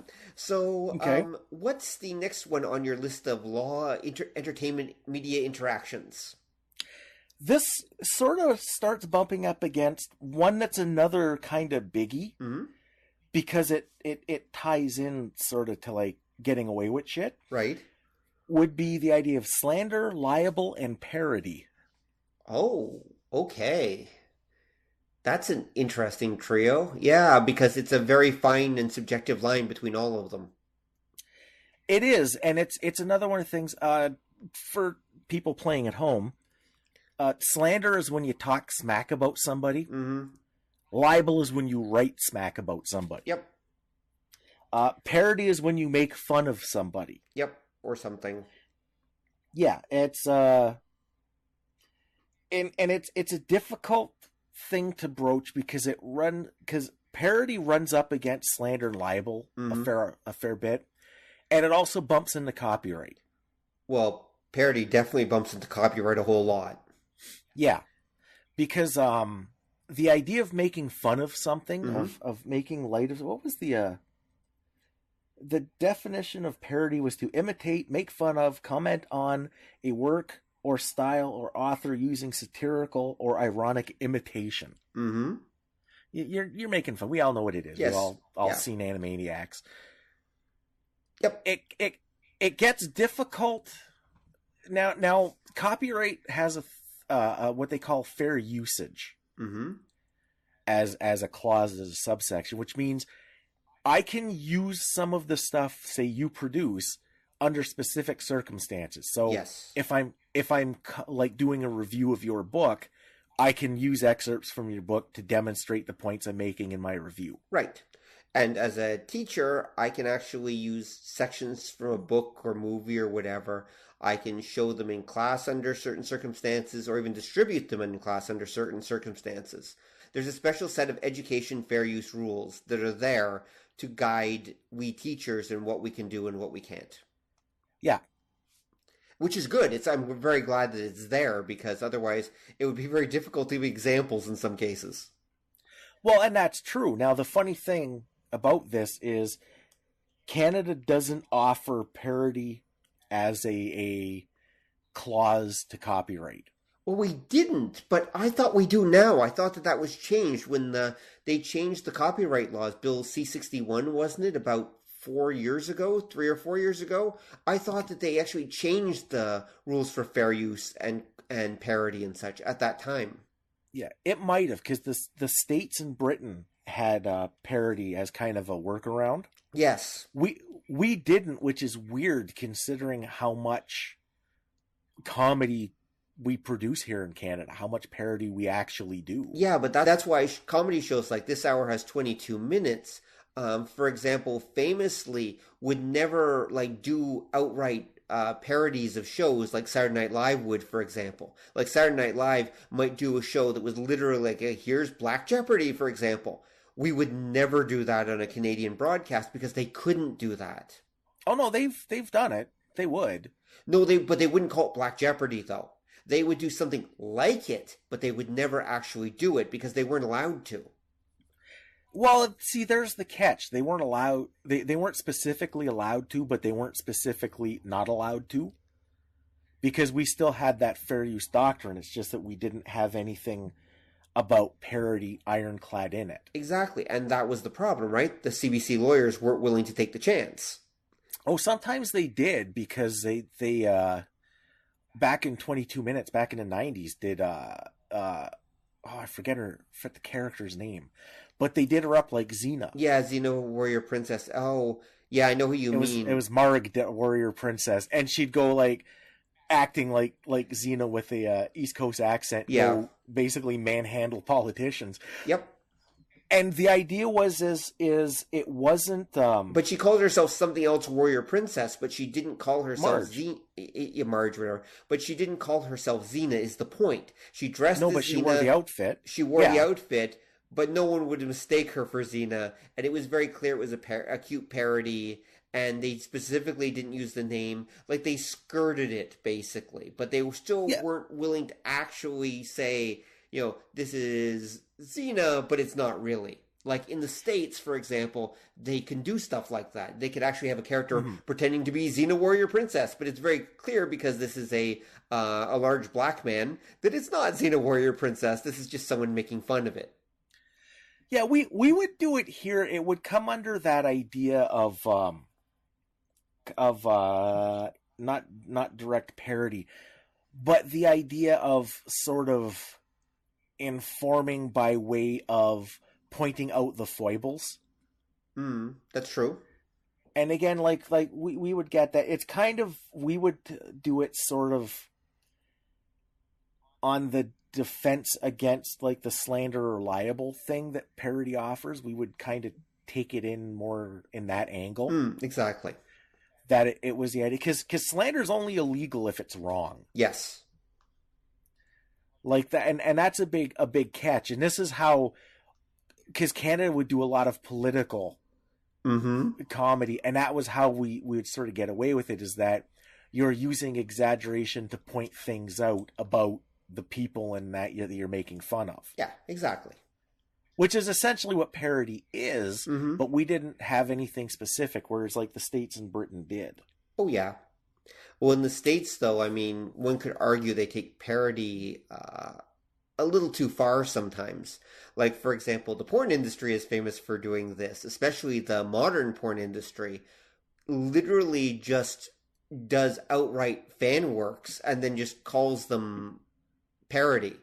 Like, outright fan works of a type. Well, okay. It depends. I mean, they did one that was a Star Trek one. This is not Star Trek the Next Generation or something like that, they called it, or Star Trek the Next Generation parody. But here's the thing, right? Everyone involved was such huge Star Trek fans that they did it as an actual episode in the show. They scripted it as an actual episode of the show. They even, because I remember there was the big hoopla when it came out. They even actually told fans, well, no, this episode occurs between it right after this particular episode of the actual show. And they brought in a Picard impersonator who was like a professional Picard impersonator, who used a stunt dick. And then the whole thing was, some virus made all the crew have sex with each other, whatever. But all the actors really got into it, and they were wearing full makeup, and they did actual decent looking sets, and the whole thing. And like, There have been like superhero parodies, and I mean, it's astounding how high quality and how into it they get with some of these quote unquote parodies, which are really the real thing, just with sex. Well, yeah, and that's the angle, that's the exaggeration that makes it, not a direct ripoff. Exactly. But wink. Wink, wink, nudge, nudge. Exactly. I mean, back in the old days, they'd at least call it Space Trek or something. No, they just call it Star Trek, the XXX generation or something like that. I mean, they just literally just go straight in for it. It's like, it's parody. Yeah, and that goes too, you can kind of get away with that, because if you remember for trademarking, if I call it Star Trek, a porn parody, there's not going to be a lot of confusion with my actual brand. Yes, that's very true. And at that time, anyway, Paramount was, this is pre-Axonar, so Paramount was letting pretty much everyone make fan films, so why not the porn stuff too? Yeah. So, yeah, there we go. Shudder. Well, because there's another good example of that too, though. Oh, what? The best example I can think of is the Air Pirates. Really? How so? Okay, what Last Gasp they did what was it, Air Pirates Funnies. Okay. Is what they called it. And a lot of it was like Disney parodies and stuff. Mm-hmm. And I think we've mentioned this in the show before, but in case you haven't kept up, they did a story, the idea being how everybody in these like Disney books and that, nobody has like parents or kids. They're all like aunts and nephews and stuff. Mm-hmm. And the idea was that Mickey's two nephews were actually him and Minnie's illegitimate children. Right. And the story was that the two kids were trying to negotiate for their part of the empire because they'd been kind of written out of all of the profits because they're not the actual inheritors. They're quote unquote nephews. Mm-hmm. And they did this big story about that. And in 1971, Disney took them to court. Mm-hmm. And tried to sue their ass off. Now, if you've ever seen the movie Comic Book Confidential, there's a really good section about this. Mm-hmm. Because they said what they always kind of suspected was at the time the thing that pushed Disney over the edge was the sex scene, right, between Mickey and Minnie while they were being like held hostage in the kids' fortress. But they got taken to court, and it went on for a long time because it was Dan O'Neill, Bobby London, Gary Haldren, and Todd Richards were the people indicted. There was a fifth guy who did the comic, but he wasn't involved in this story, so he wasn't part of the lawsuit. Mm-hmm. And Dan O'Neill, who I believe is the guy that you see in Comic Book Confidential, I haven't seen it for a long time, so he talks about that because he notoriously was really upset by that because he said it's parody, and Disney said it's a ripoff, and he said it's parody, and they said, well, no, because those are our actual characters. And he said, yeah, they have to be, otherwise they're no joke. Mm-hmm. The example he used in the interview in the movie was, well, if I draw a comic making fun of like Ronald Reagan, who was president at the time, I have to draw it to look like Ronald Reagan, otherwise there's no joke. People say that guy who kind of looks like Ronald Reagan did something weird. It's not, and this went back and forth, and eventually they lost and were fined like $2 million. Ouch. They settled out of court. Essentially, Disney didn't really get too much money out of them, but shut them down, and that was kind of their goal. And that was their goal anyway, right? Yeah. Yeah. And that was one of these big cases where, like, the parody thing didn't protect them. Mm-hmm. That it came back. It was kind of you're sort of pushing things a little bit. I think the idea, from Disney's side was they were afraid that if people saw this, because it did look like an old Disney comic. Yes, it did. I've seen it, yeah. Yeah, that they were afraid that people might see this and mistake it for a legitimate one, and that would damage their brand, and that was again why they went after them so hard. Well, also in the 70s, Disney was not doing that well. Yeah.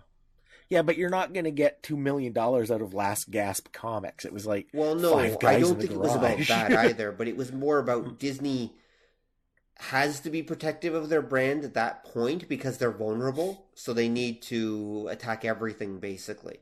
I mean, a lot Yeah. of these often happen when the company is, as we've discussed, either about to launch something new, which they need the old IP for and they can't risk any issues with, or the company is just feeling vulnerable in general and somebody needs to look like they're actually doing something, so this is what they do. Yeah, that makes sense. Because there's about to be a big shakeup in the company at some point. But anyway, before we run out of time, I think you've got a few other points you want to bring up. So let's go on to the next one. Okay, I think one of the other weird thing. Well, I think we can kind of skip to the big one. Okay, let's do it. That is sort of the other. When you put all of this together, you get what sort of ends up being the other way entertainment runs afoul of the authorities. Mm-hmm. And that gets you to the idea of censorship. Haven't we already covered that in a way? We've again, I think not exactly properly. Okay. Because we've talked about like the copyright, how copyright used to maintain control and trademark used to maintain control of an idea. Mm-hmm. You get the idea of like parody and rating system, and that are ways that the world, say, around entertainment affects the entertainment itself. Mm-hmm. So a rating system starts pigeonholing things in certain categories. Definitely, yeah. For better or worse, because again, if it wasn't for the PMRC, you wouldn't have gangster rap. Okay.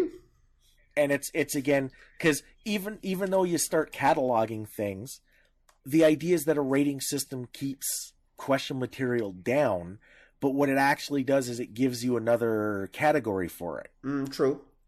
So music could be suggestive and still get play and still be sold in record stores, but because everything get lumped together, you sort of had to maintain a minimum standard.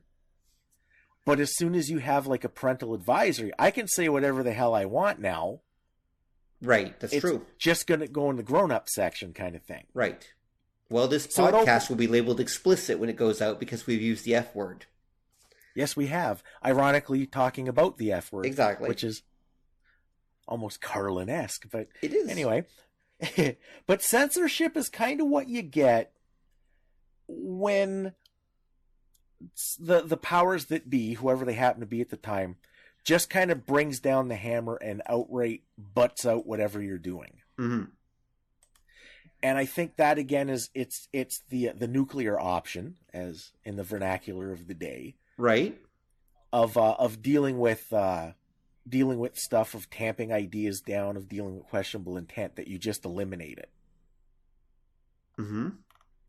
Because like you said, when you started having metroplexes and that in malls, a high rating, like a restricted rating for your movie, could be the kiss of death. Yeah. Well, financially anyway. Yeah, but it didn't mean that you couldn't do that movie. Right. You might not, and if you did it, because there was a lot of like R-rated, like direct-to-video stuff in the 80s. Mm-hmm. And it was because they do lower budget stuff. Yeah. Because they weren't going to get as big an audience, but you could still do it. Censorship is when you just can't do it at all. That's when somebody says, nope, and there's enough force behind it that you just can't produce whatever it is you want to produce. Right. That makes sense. Yeah, because we talked about that. That's essentially what the Satanic Panic was. Yeah. With society basically saying, yeah, that's enough. Nope, none of that.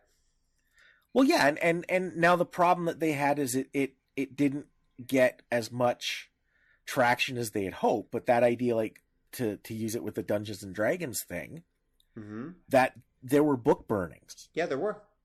There were protests. There were at my high school, you weren't allowed to play Dungeons and Dragons. Right.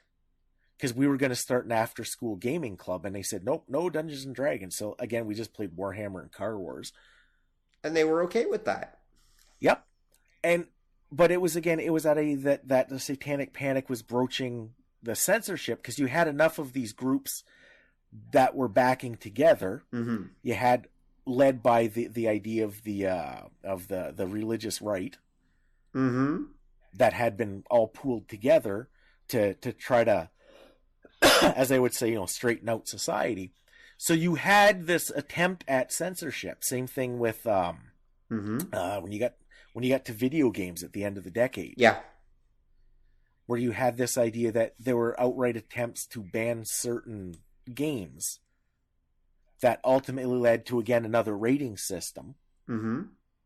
But it was that idea that certain things just should not be done. Yeah.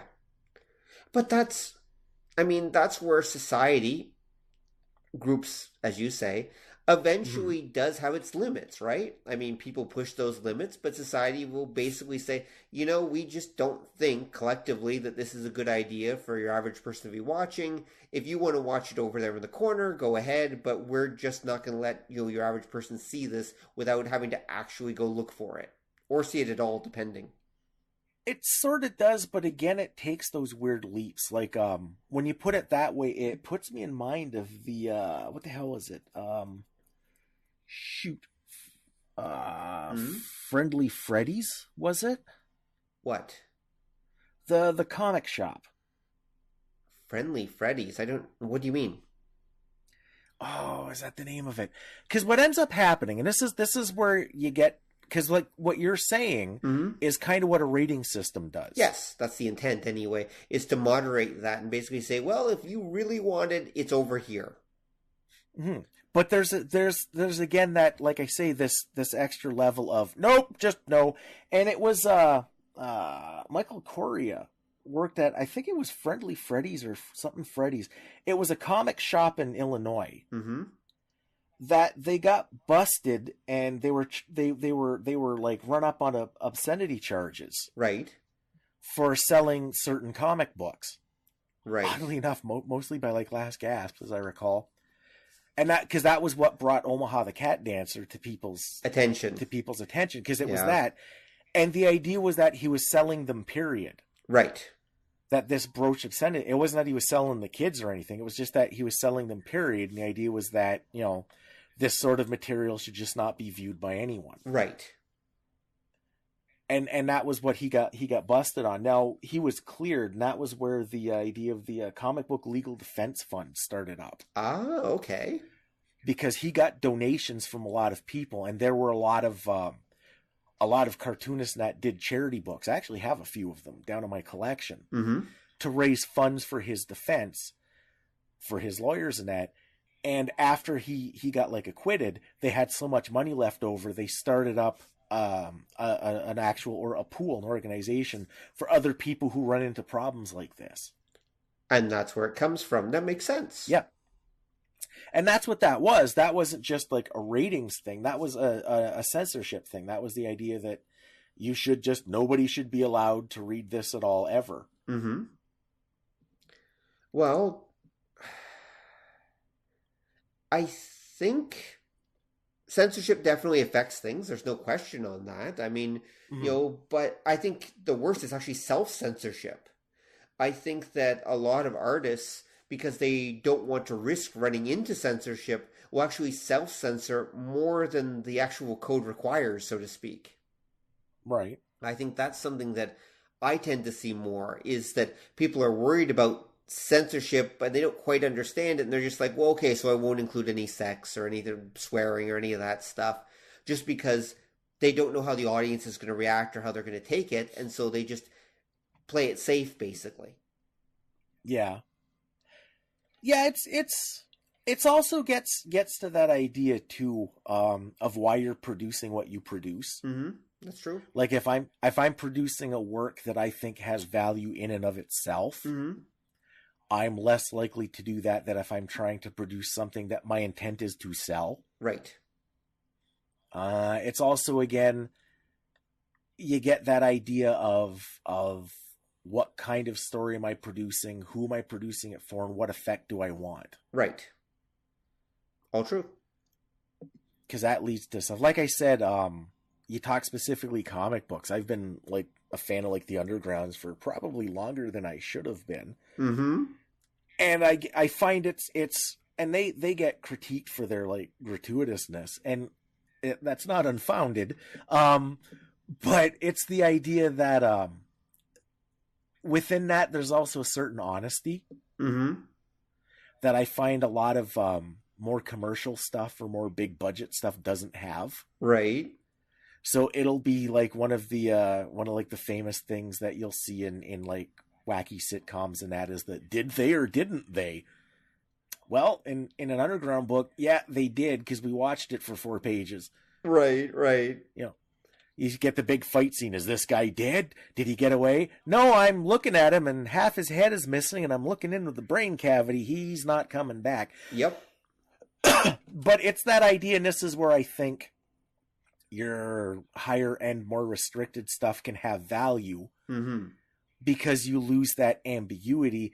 And if I'm going to put sex and violence into my story and I'm going to do it gratuitously, I have to deal with it. Yes. You know, it's not like I'm going to poop on superheroes for a minute, but like the average superhero comic where you'll put in just massive amounts of violence and property damage, but there really isn't any lasting consequence. Yes. Well, though that's a side effect of the nature of superhero storytelling in general. It's because a lot of them came out under the comics code. It's also the idea of having your cake and eating it too. Yeah, I agree with that. So we can have the gritty violence, but not have to actually deal with it. Mm-hmm. You know, oh no, Batman's knocked out, and we show him get up, and he's got like a bruised jaw. What the hell? But he never gets lasting brain damage for being thumped in the head so many times, kind of thing. Right. No, I mean, that's true. That's definitely true. And also, I think it comes back to this, though. Remember that a lot of what we consider, how can I put this, bad in violence is actually the consequences, the effects of violence, not the violence itself.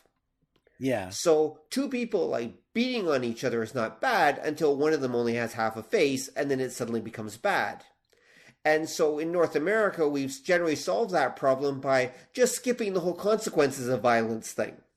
So we have characters beat and shoot and stab each other and all this stuff, but we never actually see anyone really die or have really horrible graphic consequences, because that's what would make the public uncomfortable, and we want to skip that. Yeah, and unless, of course, it's one of those periods where making the public uncomfortable is our goal. Yes, that's very true. But for that comes around. But for most general audience entertainment, that's not the case. Yeah. Well, especially, too, if you're doing like a mass entertainment. Mm-hmm. If I want the biggest audience possible, I tamp all that down so that I'm not going to disturb stuff and not going to age out the people I want to sell like toys and t-shirts to. Depending on what you're showing. Yes, exactly. Yeah. And like I say, I'm not exactly poo-pooing that kind of thing, because there's plenty of stuff in that category I enjoy, but it's also that idea, it's kind of that defense of the more questionable material, that you can actually use that to like valid effect. Right. And so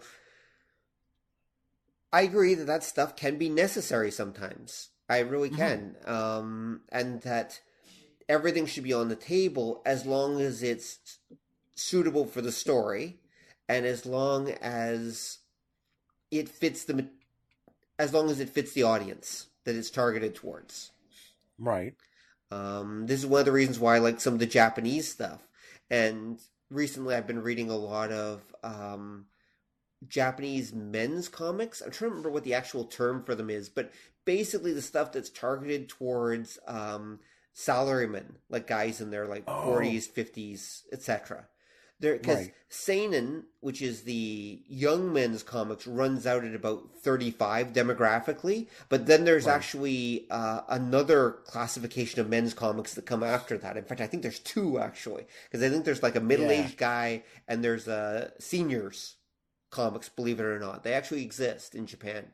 I've been reading some of the stuff that I've found. Again, not a lot of this stuff gets translated, but some interesting stuff that's meant for middle-aged guys. And a lot of it's mostly about sports and gambling and stuff that middle-aged Japanese men would find interesting. But some of it can get pretty, how can I phrase this? Some of this can get a little bit darker and a little bit more graphic than you would find with younger men's stuff. Yeah, those Pachinko comics. Oh, well, no, that's not what I'm talking about. My current favorite, I'll mention this one, is one called Inspector Kurokochi. Have you ever read that? Oh, that sounds familiar. I think it's called Inspector Kurokochi. I'm pretty sure. Anyway, and basically what it is it's about a super corrupt cop. Like, he's super corrupt. But the thing is that he's, in his own way, he's the good guy because he's actually taking down, like, corrupt politicians and people who are worse than him. Right. And that's kind of his thing, is that he uses the corruption to root out the even more corrupt elements of society and profit at it at the same time. Right. And it involves some really questionable stuff happening, like really morally ambiguous things are happening in that comic. But it's very well written and it's very well played out and it's interesting, but again, it's at a maturity level that doesn't really suit a younger audience, and that's fine. Yeah. Okay? And so that's would be my example of a comic that you don't want the younger audience necessarily reading, not necessarily because it's bad for them, it's just because they won't really understand it and get it. It's just not something that's for them. Yeah. But I think there needs to be space for stories like that. Right. I mean, I presume, maybe that there are American novels or something like that are that kind of thing. I'm guessing. I don't know. I haven't run across any, but I'm guessing that kind of thing exists. There's a huge number of, like, crime novels being written, so some stuff must be along those lines somewhere. But anyway, I'm rambling. But the point is this, is that I do think that there needs to be space for stuff that is morally questionable. Yeah. But should not be outright banned because there's validity in exploring those ideas.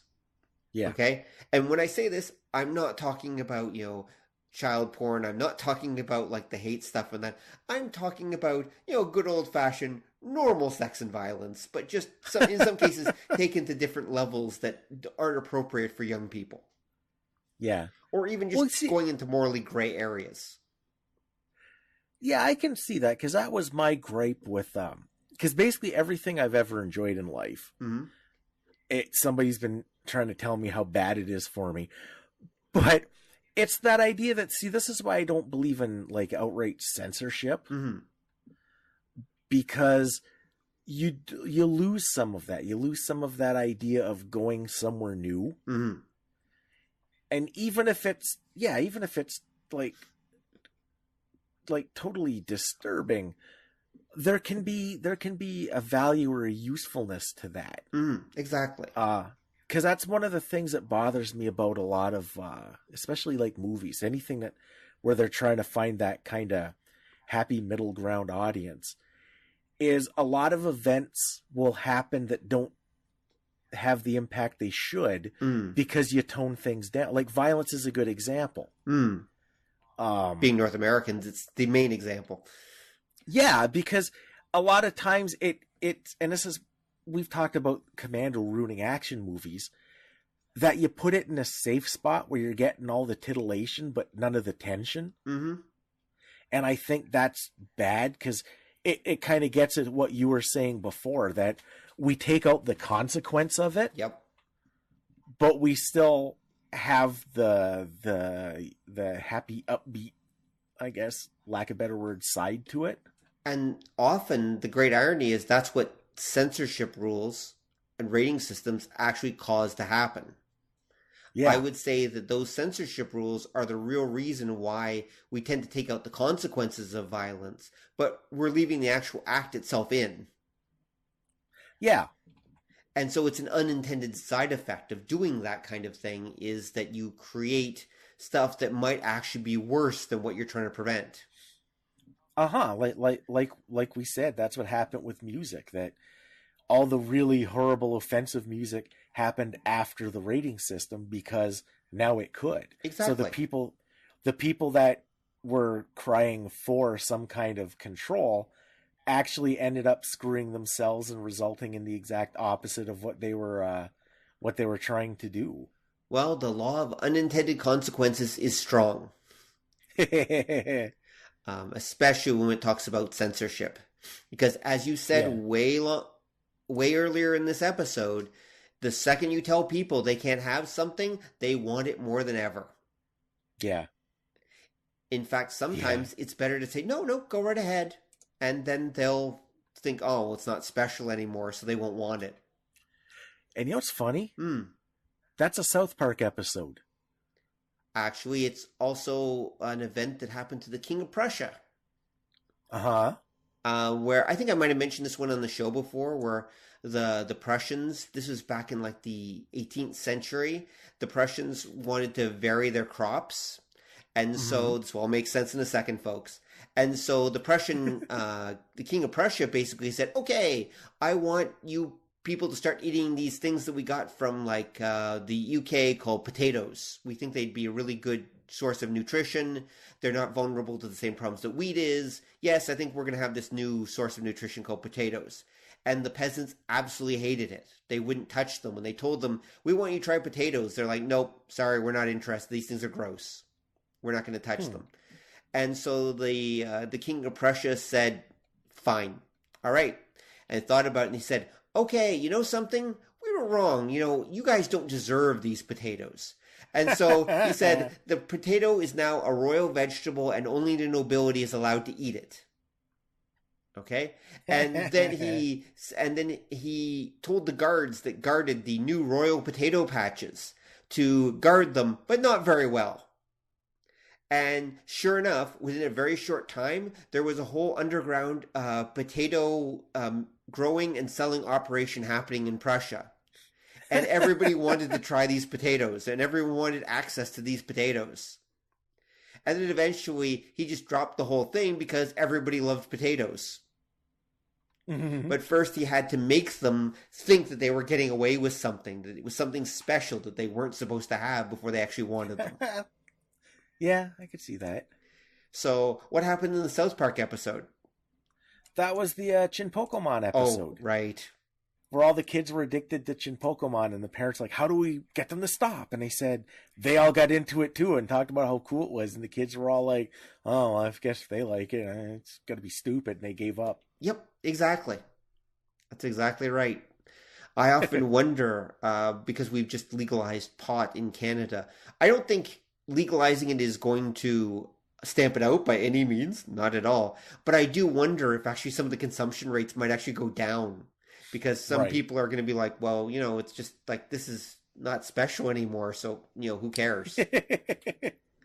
Then again, alcohol not being special has not stopped everyone from drinking like fish, so therefore I think that probably the same thing might happen with pot, but we'll see. Right. And on that note, I think that we should puff our way on out of here. So an Underground Comics reference. Exactly. There we go. HR puffin stuff. Oh, wait, that's not so underground, but whatever. It doesn't matter. Hand-rolled, anyway. Exactly. Hand-rolled puffin stuff. All right. Yeah, but again, that goes back to the idea of playing with the audience, saying, you know, oh, we're going to give you something that's edgy and controversial. When in reality, they were just giving them another children's show just on psychedelic drugs. But that's neither here nor there. Anyway, so thanks for listening, folks. I hope you've had a educational and enlightening legal experience enjoying this show. And thanks to Jack for dropping in for a while. And thank you, Don, for doing all the research you did on all the legal terms and everything else. You know what? What? We really have to do a Sid Marty Krofft episode. Yeah, but that would involve watching large amounts of Sid and Marty Krofft, and I'm not sure I'm willing to do that again in my life. It's like Sesame Street with more of a Cthulhian influence. That's exactly right. I did watch those shows when I was a kid. I was kind of just after they were popular, but I did see them. Not a big fan as a kid, but I watched them anyway because we only had like a limited number of channels. So, you know, if it was that or watching some like news show or something like that, hell yeah, I'll watch Sid and Marty Krofft. But I don't think I want to go back to them as an adult, dude. Sorry. I watched them all the time, and I turned out perfectly all right. Good night, folks. See you next time.